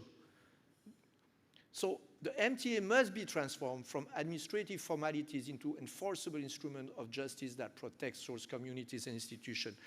I am convinced that if the Vatican, if WMA clearly states that this kind of behavior is not only immoral, I believe it is illegal, it can have an impact. Let's not let the bully take the lead. We have to tell them to go back in their farm, you know. The 2 last points, stewardship and accountability. We must have entrusted stewardship. We shift from one-time broad consent to ongoing participatory governance. That must be negotiated benefit sharing, capacity strengthening, and co-authorship rights embedded from the outset. That's for the stewardship. And for the accountability, it must be substantive. We must broaden protection beyond the individuals to the communities with cultural and spiritual ties. And I want to insist, you can have both. I really want to insist, you don't need to say, oh, we favor in the West or the North, we favor individualistic approach, and oh, in the North we will favor community approach, or in, communist states and so on. That's not true. I am because we are because I am. And Butong, let's look for differences within the differences to seek harmony, not disagreement. That's what the Pope Leon is saying. Look at each other. We are magnifica humanitas. That's a marvelous statement. Next, please. No. What do we want to be? You all recognize this. It's a little Gallic village where the resistance is taking place against the empire. I'm sorry for Rome. They lost at one point, but it's okay. Next. Now, what do we want to do? We just resist the empire, or do we reform it? Do we fight for more equity in health-related research? I think this is the way forward. Because if we only resist, we are failing. We have to do more than resist. We have to act. And the last, I take the chance to present the episcopal coat of arms of my local bishop, Monsignor Charles Morero. And I really enjoy his statement because it's very close from the Magnificat Humanitas. Vivere Christus est. Whether you're a believer or not, it doesn't matter. But the idea, the most important element, okay, we have moral obligation, we can theorize about it, we can speak about it, but behave. Behaving on a daily basis. Make your mistakes, fall down, stand up, start again, but live it, do it, and that's the message. Thank you very much. Amen.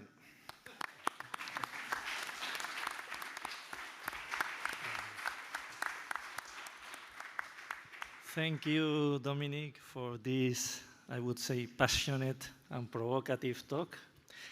I'm sure that we will have many comments and questions after the last topic. So we move to Professor Carlo Maria Petrini.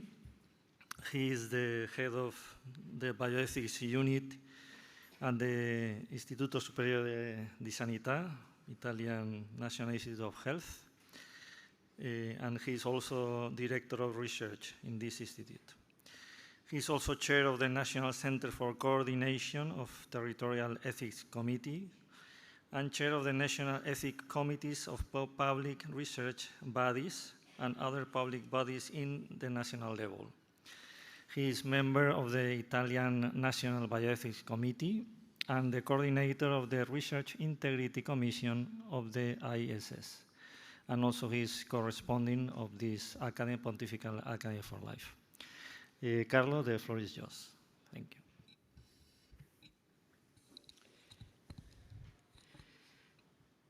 My warmest thanks to the President, the Secretary General, the past Secretary General of the World Medical Association, His Excellency, the Most Reverend President of the Pontifical Academy for Life, the President of the Israeli Medical Association, and I also thank each of you. The Taipei Declaration intertwines science, law, ethics, and other perspectives within a boundless horizon. Since I must necessarily be selective, I will focus on a single topic, paragraph 19. Paragraph 19 concerns the role of ethics committees, regarding which Professor Sprumont has already offered us an excellent analysis. I am aware that the role of the ethics committees has also been analyzed in previous expert meetings. I will attempt to address the topic from the perspective of equity, which is the focus of the meeting and of this session. I choose paragraph 19 first and foremost because I am professionally very involved in the Italian Ethics Committee system. There is also another reason behind my choice. Professor Semplici gave us an excellent overview of the meaning of equity. I looked up some definition of equity, particularly in encyclopedic texts or on ethics, or more specifically, bioethics. What particularly caught my attention was the historic Encyclopedia of Bioethics in its current edition titled Bioethics. I was surprised that the encyclopedia's entry for equity specifically refers to the entry institutional review boards, which in many countries are equivalent to research ethics committees.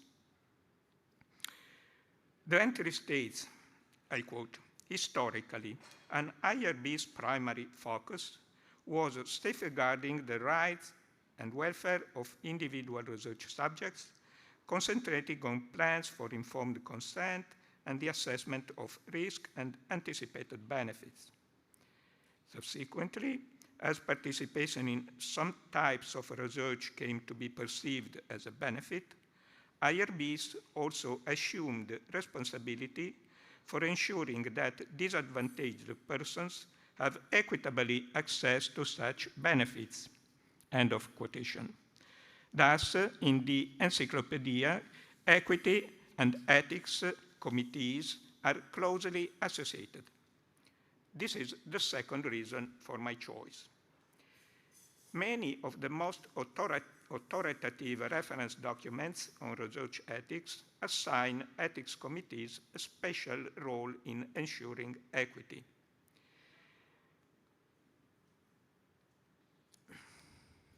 In the Declaration of Helsinki, largely thanks to the revision completed in October 2024, equity is translated into specific ethical duties regarding the distribution of research benefits, the inclusion of participants, and the protection of marginalized groups. Of particular significance in this regard are paragraph 6 and 20, as well as 7, 13, 19, 34, and others.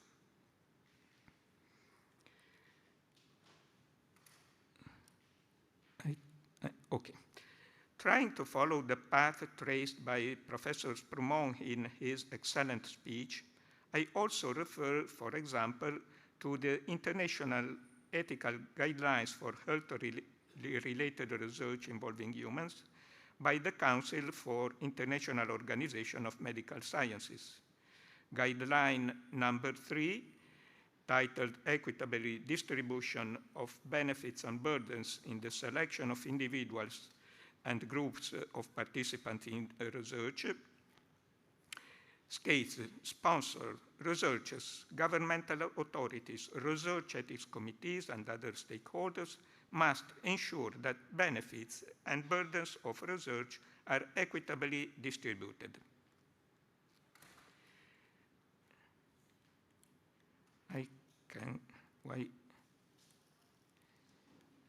Okay, sorry. By examining the current European framework, I will attempt to answer the question of whether ethics committees in the European Union are capable of ensuring equity. I will say in advance that my answer is no, or at least not completely. There are various factors, primarily regulatory, that prevent ethics committees from fully ensuring equity. I am aware that my analysis is limited compared to the global perspective of the World Medical Association. However, I believe that the situation in the European Union is not isolated, but rather reflects a broader trend, also evidenced by the new version of the Good Clinical Practice adopted by the International Council for Harmonization.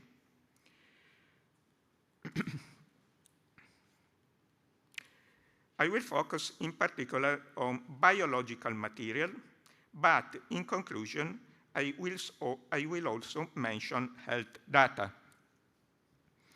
As is well known, the European Regulation 536/2014 on clinical trials stipulates that in order to obtain authorization for a new clinical trial, the sponsor shall submit an application dossier to the relevant member states through the European portal, the Clinical Trial Information System.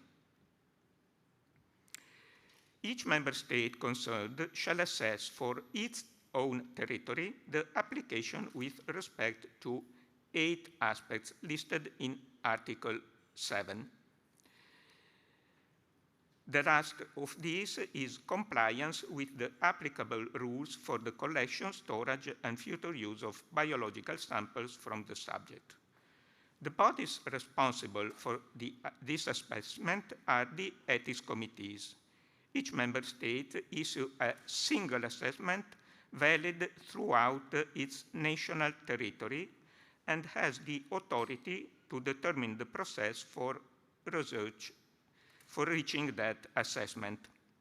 The assessment may be conducted by a single ethics committee or by multiple ethics committees, but it must result in a single, unified overall assessment for the member state. In Italy, as in many member states, a single ethics committee issues an opinion with national validity. The study protocol, however, is not evaluated by an ethics committee, but by the competent authority as established in Article 6 of the regulation.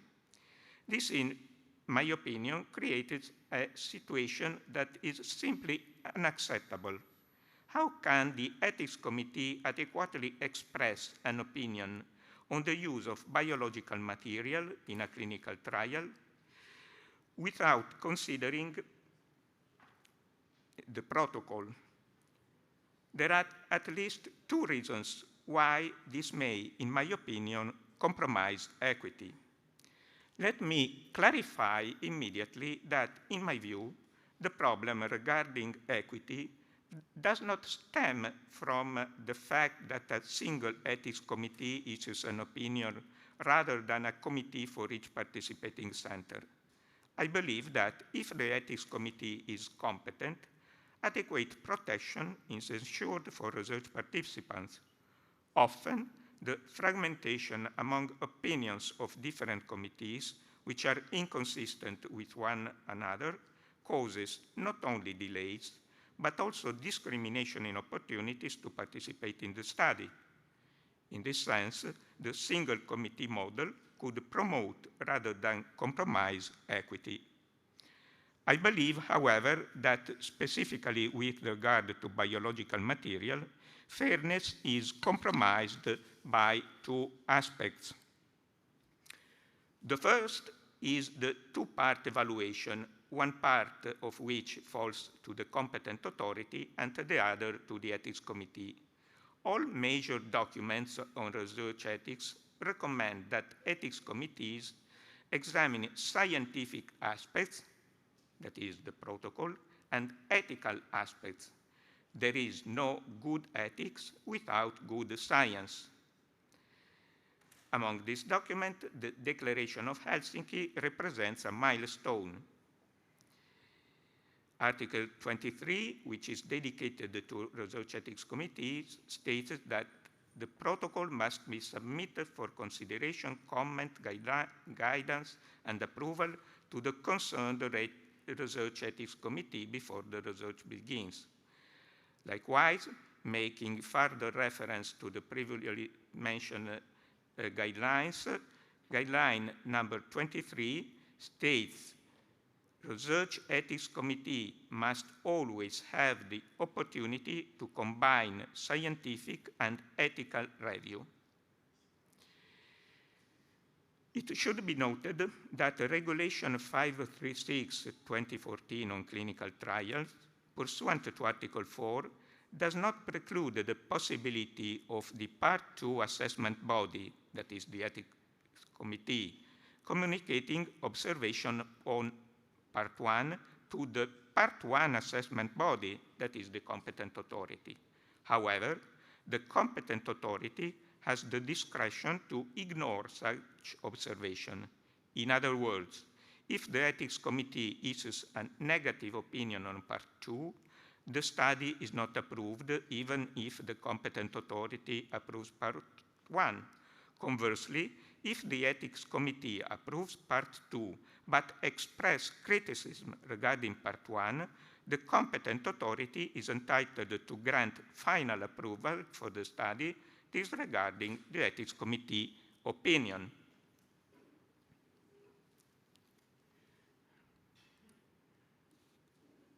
Sorry.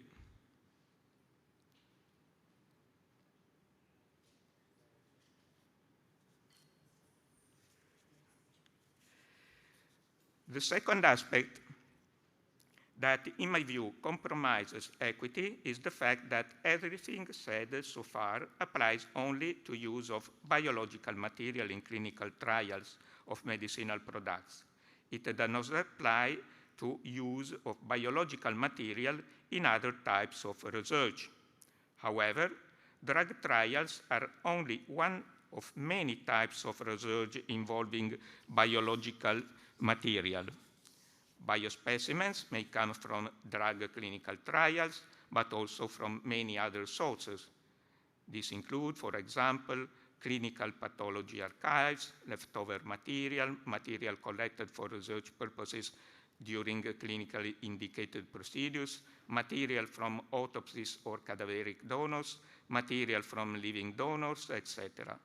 For types of research other than clinical trials of medicinal products, unless otherwise provided, if the study is multi-center, the opinion of an ethics committee for each participating center is usually sought.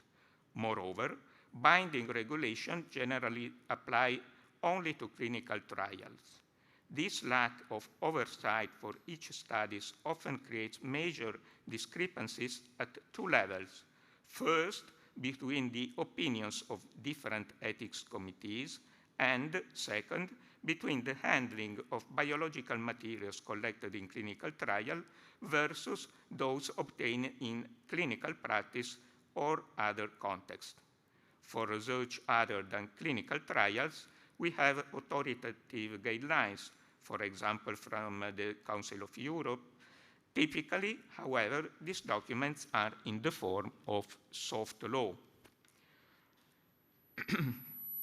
In my view, this combination of factors risks creating discrepancies and inequities between the EU and the rest of the world, between EU member states, and between local centers within an EU member state. The proposed EU Biotech Act may bring important innovation. It is authoritatively commented by Science, EUREC, and other qualified institutions. However, I'm not very optimistic about a better definition of the role of ethics committees, as the Act is largely aimed at speeding up the process.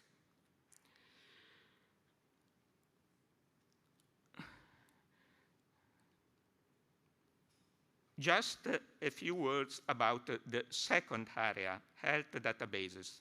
I will remain within the perspective of the European Union. As is well known, the European Health Data Space Regulation 2025-327 established a precise regulatory framework for the secondary use of health data, that is, the sharing of data for a higher public interest understood in a very broad sense. Data sharing for secondary use is permitted in anonymized or pseudonymized form. In the European health data space, this is the rule, although individuals may opt out. Obviously, under the General Data Protection Regulation, the GDPR, anonymized data and pseudonymized data are profoundly different categories. However, for the practical purposes of secondary use access within the European health data space, the procedures to obtain them are significantly aligned. I personally welcome facilitating secondary use, provided it is done within a specifically regulated framework. The focus of health protection shifts, albeit with strict limits, from the individual to the community. In the field of research, great attention is always paid to the protection of personal data. This is right. However, it is often the research participants themselves who request data sharing. This is particularly evident in the case of rare diseases. In this regard, the statement from the Dublin Declaration of October 8, 2016, adopted by Childhood Cancer International, is significant. We request full disclosure and sharing of our medical history and potential risk to our current and future health. Remaining in the framework of ethics committees, a key element introduced by the European Health Database is the creation of national health data access bodies. This serves as one-stop shop for researchers. According to Article 55, paragraph 2, ethical review may be conducted internally by integrating the ethics committee into the health data access bodies or delegated to external ethics committees. The review must address the purpose of research, anonymity, and the public interest. Although these three aspects are crucial, it seems to me that even for data-driven research, there is a tendency to reduce ethics committees to administrative bodies. It is the same trend I have sought to highlight regarding research involving biological material. I believe this could have consequences for participants, including in terms of equity in access and treatment. And I thank again Professor Sprumont for having already denounced this problem better than I can. In an attempt to provide some potentially practical insights, I propose some suggestions for a possible revision of the text of paragraph 19 of the Declaration. Ethics committees should evaluate both ethical and scientific aspects as they are inseparable. Evaluation should not be limited to compliance with regulation. The same criteria should apply to both clinical trials and other research involving data or biological material. And thank you very much for your attention.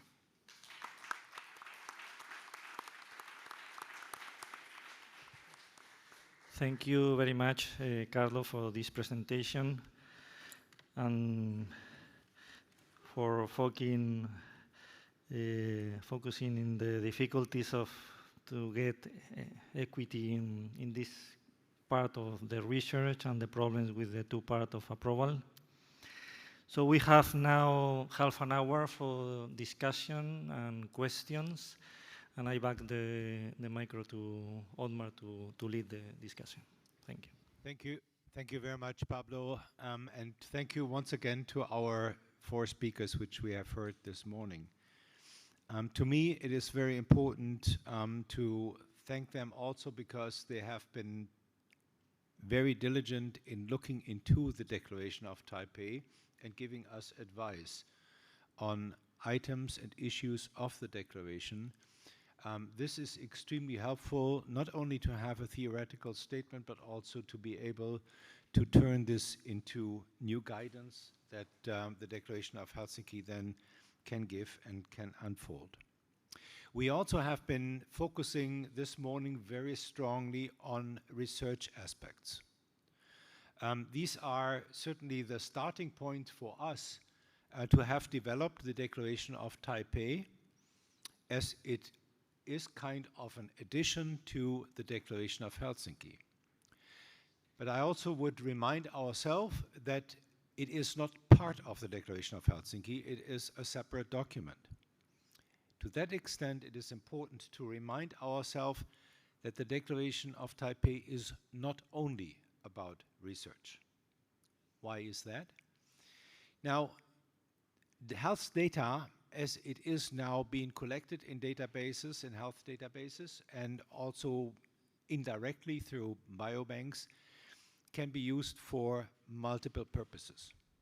Multiple purposes can be commercial directly within healthcare, a side of healthcare, can be administrational, and can also be political. Health data can be used to make and to advise political processes, and that may be absolutely correct, necessary and helpful. It may be also critical and sometimes even dangerous. Now, you may say, well, this all is research. Yes, that can be an argument. Likewise, you could separate political, administrational, and some commercial uses away from the question of research. And therefore, we have found ourselves in kind of a catch-22, if we would restrict ourselves on research questions, we would give room or exclude other questions, like, for instance, administrational steering questions for the healthcare systems or for other purposes. If we would just include them and say they are research or they are not research and exclude them, they would be standing freely and we would give no advice to our physicians what to do with that. Vice versa, for everybody who wants to take advantage of the privilege of doing research, it is very simple to declare a political or an administrational purpose as a research process. Because research is protected under our constitutions, at least in many countries, on a very high level, and it is not defined. So what is research is a very open field, and therefore it is very easy to put every process you want to, every question you ask, into a research question and include. And therefore, it is important for us to keep in mind that the Declaration of Taipei has a very wide remit and addresses all those uses of health data banks and biobanks outside the individual clinical use. And that is something that adds a different layer of complications when we want to include this into the declaration. That does not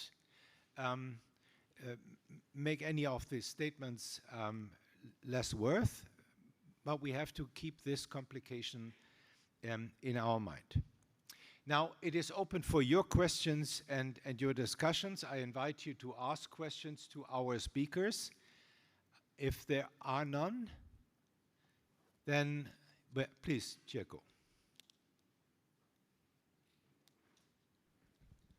Thank you very much, every speaker. That I would like to congratulate all of our argument to proceed with equitable equity and many insights coming from your speech.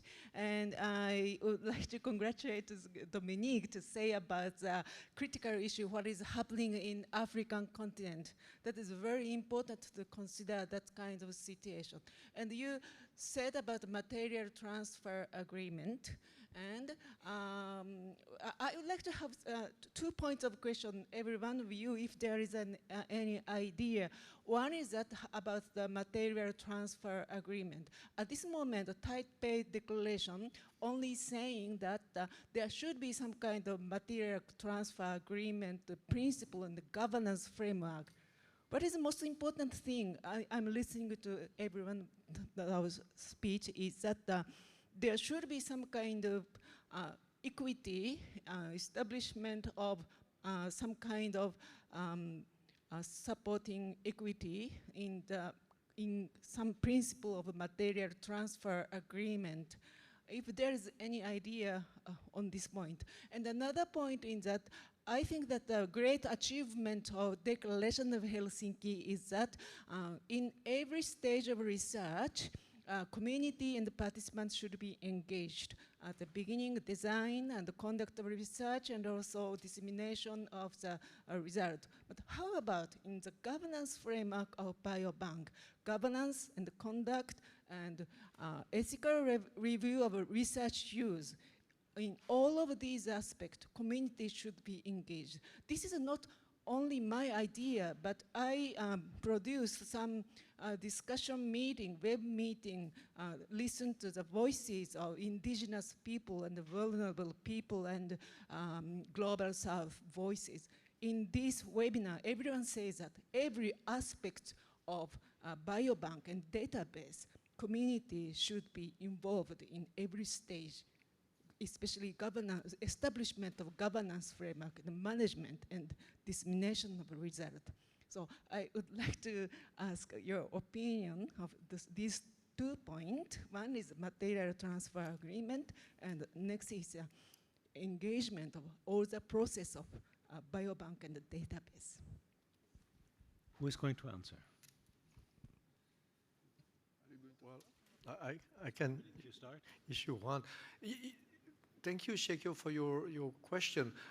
Allow me to reverse the order. because the starting point is really about the governance and the meaningful engagement of everyone concerned, communities, the research, the institutions, and so on, at the local, national level. The idea is that this new governance, which is already in principle there in the Declaration of Taipei, should be implemented more actively, more concretely. In this implementation, the idea that we suggested with my colleague Jacinta Tue is that the MTA then becomes a negotiation. At the current time, very often even the MTA are signed by the researcher themselves. And I don't understand how the physician or the researcher or whoever custodian of those biobanks have the authority to sign on behalf of somebody else what is going to happen with their material. No, there is a contradiction here. And this is where the governance should come first.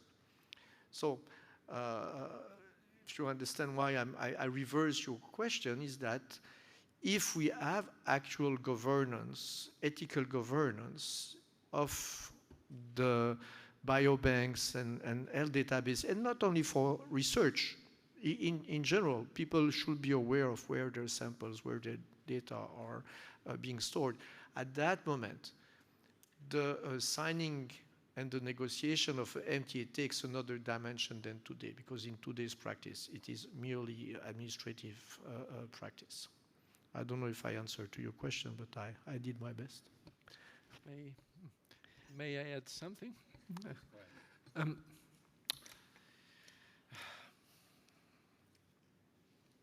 Transfer agreement. Dominique mentioned the Pope's encyclical. Artificial intelligence is a matter of power. Data transfer and biobanks also are a matter of power. So every time that we start talking about material transfer or whatever transfer or whatever resource could be relevant for individual and public health, we are also talking about a matter of power and asymmetries of power. Dominique used a very strong word to define what is happening.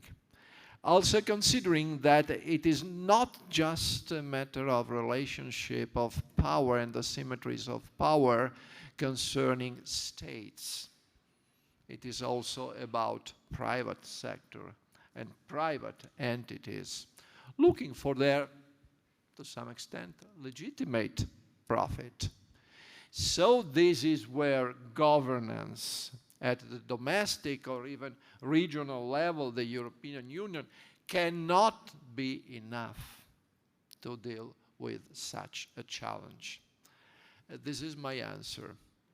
There is maybe a second aspect. I apologize, but I have to take seriously your provocation to think further. If I'm not mistaken, you didn't mention an adjective when you introduced the issue of politics.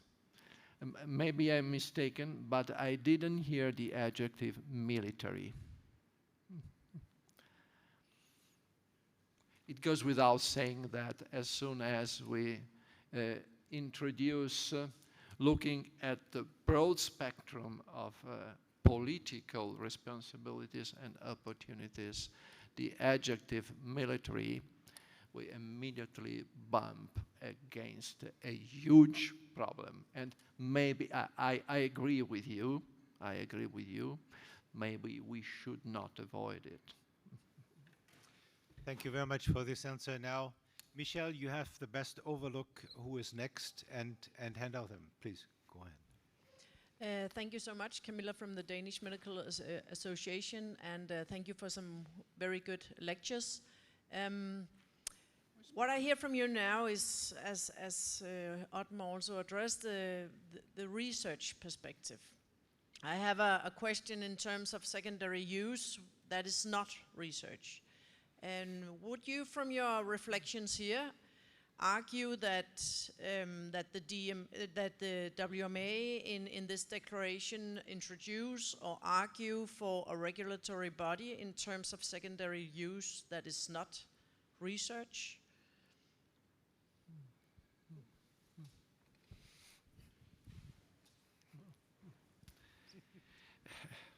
Well, what do you mean by secondary use? Well, let's go back to what Mr. Petrini also said, that the patients are actually very eager to share their data in terms of health, research, potential risks in terms of treatment and so forth. And we see the same in Denmark. We have a lot of data on that. But we also see that patients, at least in Denmark, are not very willing to share their data when they go into commercial use. And we have seen some examples here from Dominique today on this negotiation on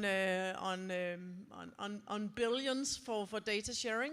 So should there, at a governmental state or level in each state, be some kind of regulatory body that look into this type of use of healthcare data or biospecimens that is beyond research? So, in my opinion, you already gave the correct answer. The problem is that it is not enough. It is not enough. Market and science are global. Now I will be very provocative. Market and science are global. The intertwining between market and science is global as well. Regulatory framework are not as global as they should need. Soft law is something. It's something important. I defend soft law.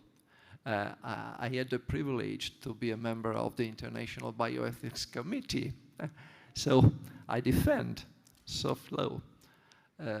But maybe we should need something more than that.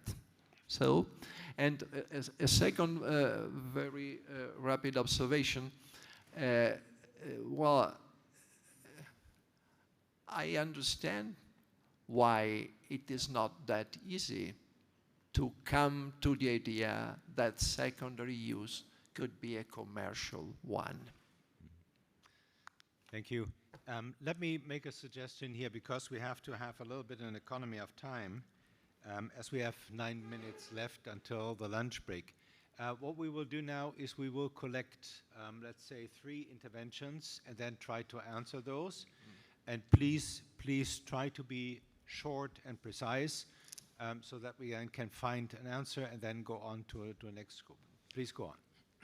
Thank you. Eugenius Gefanas, European Research Ethics Committees Network. And I've heard some interesting notes in Carlos Petrini presentation that the ethics committees, they become centralized, particularly in clinical trials, but also you gave an example of European Health Database, where, and also the function is marginalized of ethics, because ethics is becoming diluted. Also Dominique's, it connects me to Dominique's point about ethics review being formalized. But also you, Dominique, were behind the Biotech Act, where we saw the centralization of research ethics review, very strong one in Europe. Do you think this tendency also affects what we want to achieve with Taipei, the ethics review being sensitive to such issues as equity, justice, which is a really difficult one? Thank you. Thank you. So thank you very much for all your presentations. And Dominique, I was really fascinated by your last slide with asterisks. I loved reading asterisks. Should we just resist the empire or reform it, fighting for more equity in health-related research? And you've cited examples from Kenya, where I come from. And yes, it's civil society and health practitioners who have taken the government to court over some of the matters, and right now even about setting up an Ebola quarantine facility in Laikipia. That's also, the court has stayed. But how do you resist the empire? How, when you are right in there? I don't know what suggestions you have. I mean, we are talking about regulatory bodies and all that, but how do you resist the empire? We are smack in the middle of it. I'm here as WMA president, a Kenyan, and how do we stop our governments doing the deal with whoever they want to? Thank you. Many thanks to all speakers, but a specific question to Stefano Semplici. Is possible to say a little more about equity, fairness, and justice, and in which way to manage this link, and which kind of also priority, or in which way to be more proactive, as you suggested? Who wants to start? I am the last one. I'm the last one. I think I'm the last one. Let's follow the order of the questions. Carlo, would you start? Thank you. Thank you, Genius, for your observation. I fully agree. As regards the ethics committees, since we have just a couple of minutes, I would like to underline just two concepts. The first is the risk that the ethics committees are reduced to an administrative body, using the comparison with the ancient Roman law, is the role from the autoritas to the imperium, that is the role of consultation, from the role of consultation, of giving advice, to the role of giving orders, just to check documents. And the second concept that, in my opinion, it is important for the governance of the problem is to have specific rules, but also flexible rules. An overly rigid application of rules can compromise equity. And so I think that these two aspects are very important for a good work of ethics committees in this perspective. Thank you. Thank you so much. Thank you. And Stefano? Okay. Renzo, your question is a very challenging one. I tried to provide some examples of how difficult it can be to think about the same concept in different languages, and how difficult it can be to translate even the same concept in other languages. As a philosopher, I cannot resist introducing the issue of ethics and morals. And when I talk with my German friends, and then there is also Sittlichkeit. So, fairness, equity,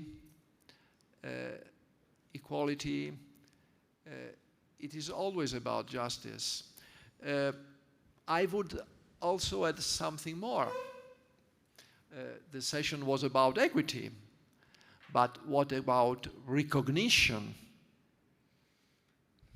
Recognition of equal dignity. It is not a matter of a natural state. It is about a moral decision to recognize the equal dignity of every human beings, and some dignity to some other living beings, for example. So,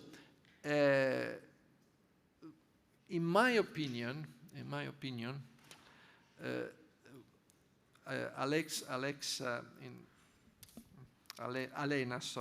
Alena made this point. Justice is about equality and equity. I do not completely agree with that. Justice is something more. Equality and equity are part of the discourse on justice. In my opinion, equity is predicated on the recognition of equality, and it is the point where we start taking seriously the fact that individual human beings and groups and people are different. And we have to come to terms with these differences, keeping the principle of equality. Can we say the same? Can we express the same responsibility by using the noun fairness?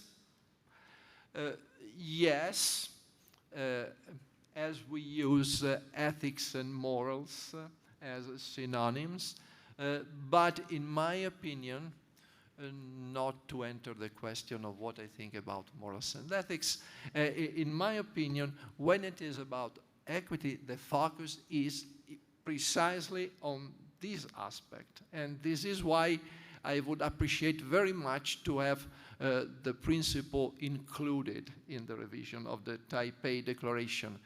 While fairness is more about the procedural aspects, and a fair game, as I said, can produce a winner and a loser, while equity should not produce any winner and loser. Thank you.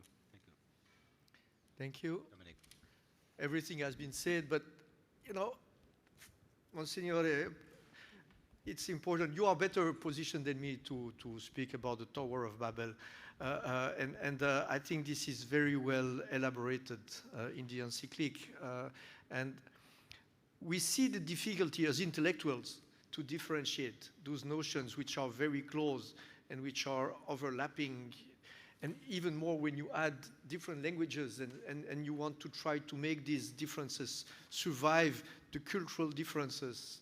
And this is the challenge for WMA. You are helping us. Everybody is welcome. But we'll never find a final cut. And I think the process is very important. The fact that we keep driving toward this truth or this, respectful way of living together and collaborating together, and that may lead me maybe to the challenge from Jacqueline in the sense that what do we do? But we are doing it, you know.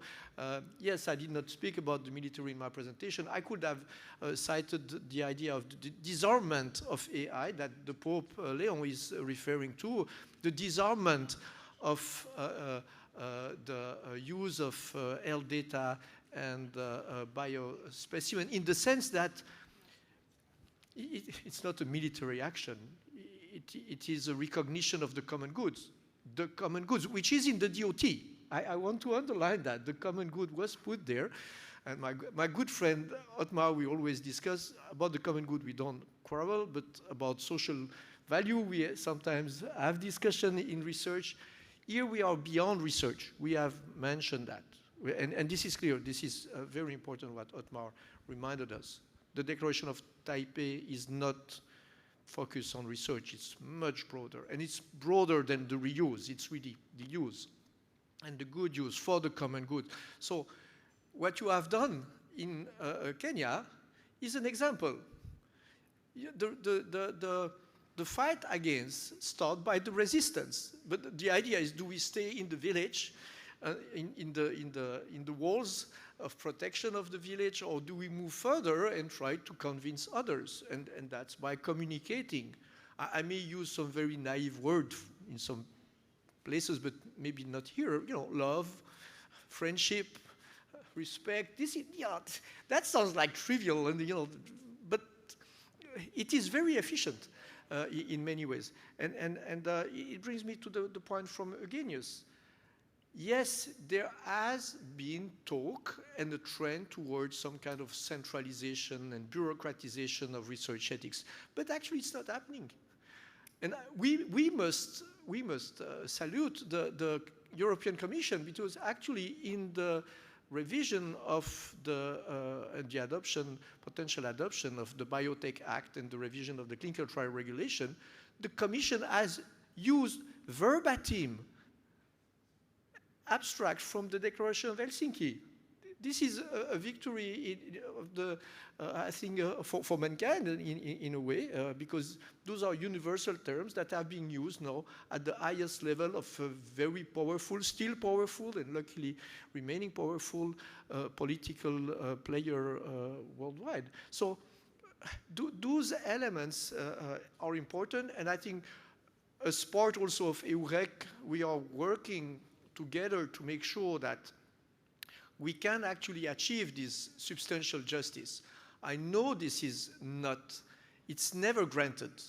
It is never granted. But if we do support each other in understanding, I am convinced that we can achieve something. Thank you. Sorry. Dominic. Thank you, Dominic. We have two more, and one question from the internet. Please try to be short and precise, and then we can break for lunch.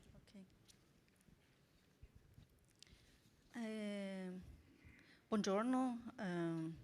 Appreciated all the presentation, learned a lot too. But I'd like to consider the statement about the maybe ownership. And we transform a genetics material as a good.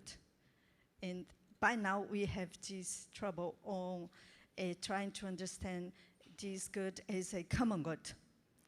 That's my first question. How can we dealing with these actions of human beings to appropriate of a good that is universal? I mean, at the declaration in 1997, the Genome Declaration of UNESCO, we have this a universal treasure for humanity. So first question, it's a more a philosophical, Stefano, maybe you can help me on understanding, and how can we help people to understand that is a good, a universal good? First question. Second question, also to Carlo, excuse me. I work on the IRB since 1998, so in several levels in Brazil. And this administrative thinking about IRB, I think it's a very strong problem, because you have this idea that you should be very fast on analyzing, and you cannot talk about the material or the protocol. You just need to talk about the relationship between the actors, especially participants. So how can you help people to understand this a philosophical and moral dimension, and not just administrative? I think it eroded the process throughout the time, and now in Brazil we have including a law just related to clinical trials. Thank you. Thank you. So sorry. Thank you for the presentation. My name is Liliana Siede from Argentina. But my question first, I think that there's no provocation, Stefano. This place is for reflection. It's for reflection. And permit the dialogue. Dominique permit the dialogue. The presentation permit the dialogue. My question is, why not think in the previous free informed... In the, sorry? Previous or prior free and informed consent in ILO, UNESCO, and Nagoya Protocol appear this instrument. The instrument appear in different ethical documents, previous ILO, UNESCO and the other Nagoya Protocol.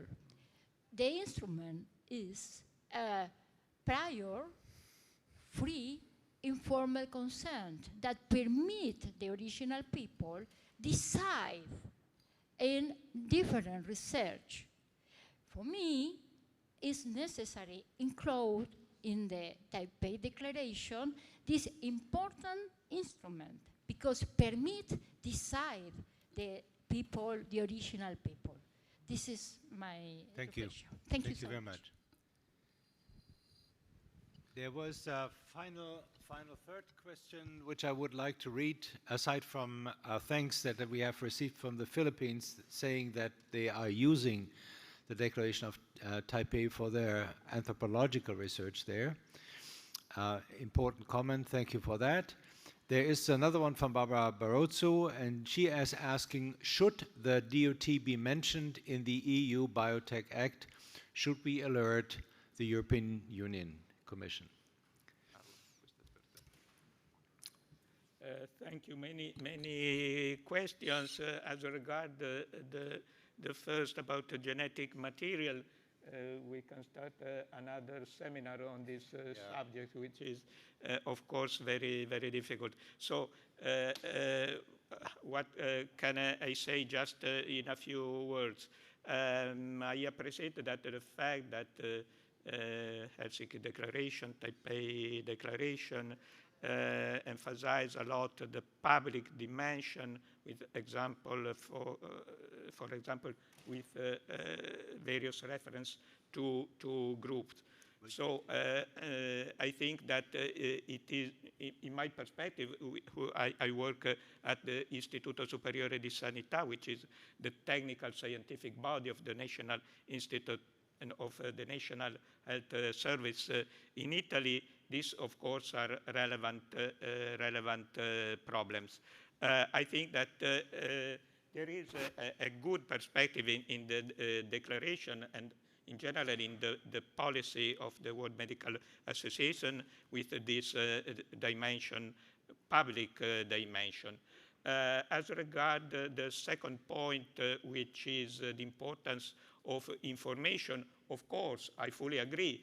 The problem is that the information, also the image from the public institution, unfortunately, sometimes is at the opposite, that is to incorporate ethics committees in the regulatory framework. And a typical example in Italy. In Italy, the network of ethics committees is governed mainly by the Italian Medicine Agency, which is a paradox because it is the competent authority which gives also the final authorization and the price to medicine. So it is important for correct information to the population in this dimension that you have said. As regards the Biotech Act, of course, we are at the beginning of the discussion before the final adoption, and I hope, really hope that all the relevant dimensions will be considered. Thank you. Well, to our friend from Argentina, this is an observation more than a question to integrate what we said. The very challenging question is your question. Unfortunately, we do not have a couple of hours ahead of us to discuss it. I just try to provide something like a hint for further reflection. You mentioned the 1997 UNESCO Declaration with that famous statement on the human genome as, in a symbolic sense, heritage of humanity.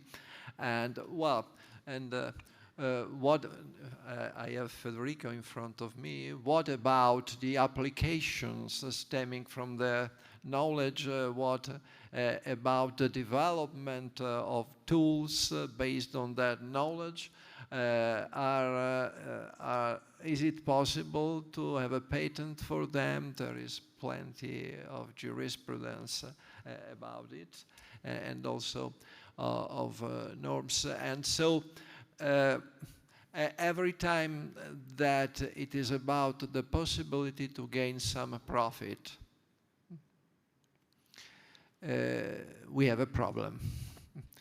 We have a problem because the risk is that everyone is entitled to receive not what is appropriate to their needs, but what is appropriate to their ability to pay at individual or state level. Unfortunately, this is the challenge we have in front of us. And making maybe a distinction, every time we start talking about common something, common, our thought goes to the commons, the tragedy of the commons, Hardin, Elinor Ostrom, and so on. There is a difference. We are not discussing a resource which is excludable or rival. We are talking about something we are building in terms of knowledge and applications, and then sharing or not sharing. It is something different. Conceptually, it is something different. And it is not less challenging in terms of responsibility, because people need to have access to that good. Thank you. Dominic. Thank you. Very quickly on the issue of the Biotech Act and the reference to the DOT, because the DOT is referred to in the DOH, so you can basically say that the DOT is already in the Biotech Act thanks to the Declaration of Helsinki. But I think this is highly important, the question you have asked. And I refer to the SAN Code of Conduct that was adopted in 2017, so after the Declaration of Taipei. And the SAN Code of Conduct is one of the very first, but not the only one, expression of a community taking, empowering itself, which is the right way to do. You don't empower someone. Someone has to empower herself or himself. The community has to itself. And the SAN have done it. And they have a very nice way. One of the authors, who unfortunately passed away, had this very clear picture saying, the respect we expect, and that's not only about research, he's referring about research, saying we want the researcher or whoever to stop coming through the window. We would like them to come through the door and to knock before to come in.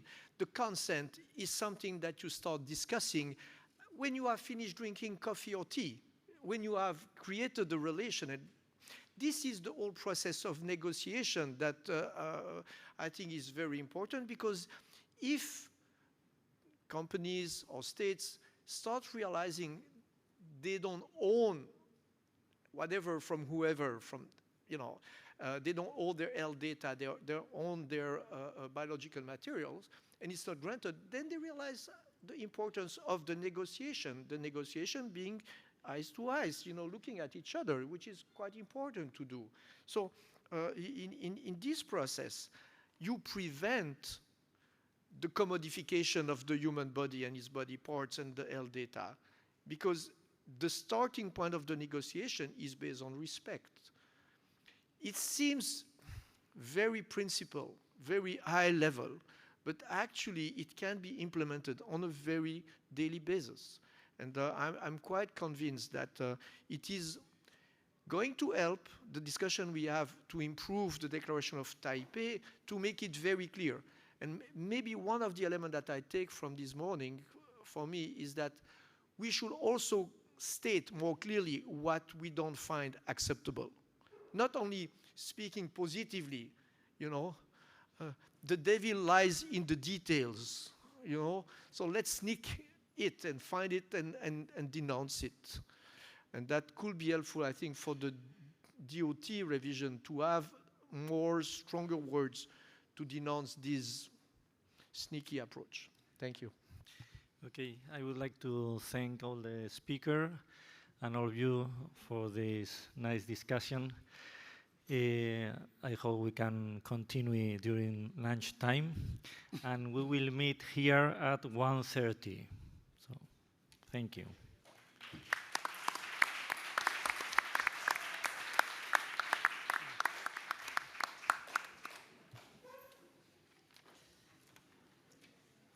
Thank you very much. You're a great chairman. So, thank you very much. Did you like my quote? Yeah.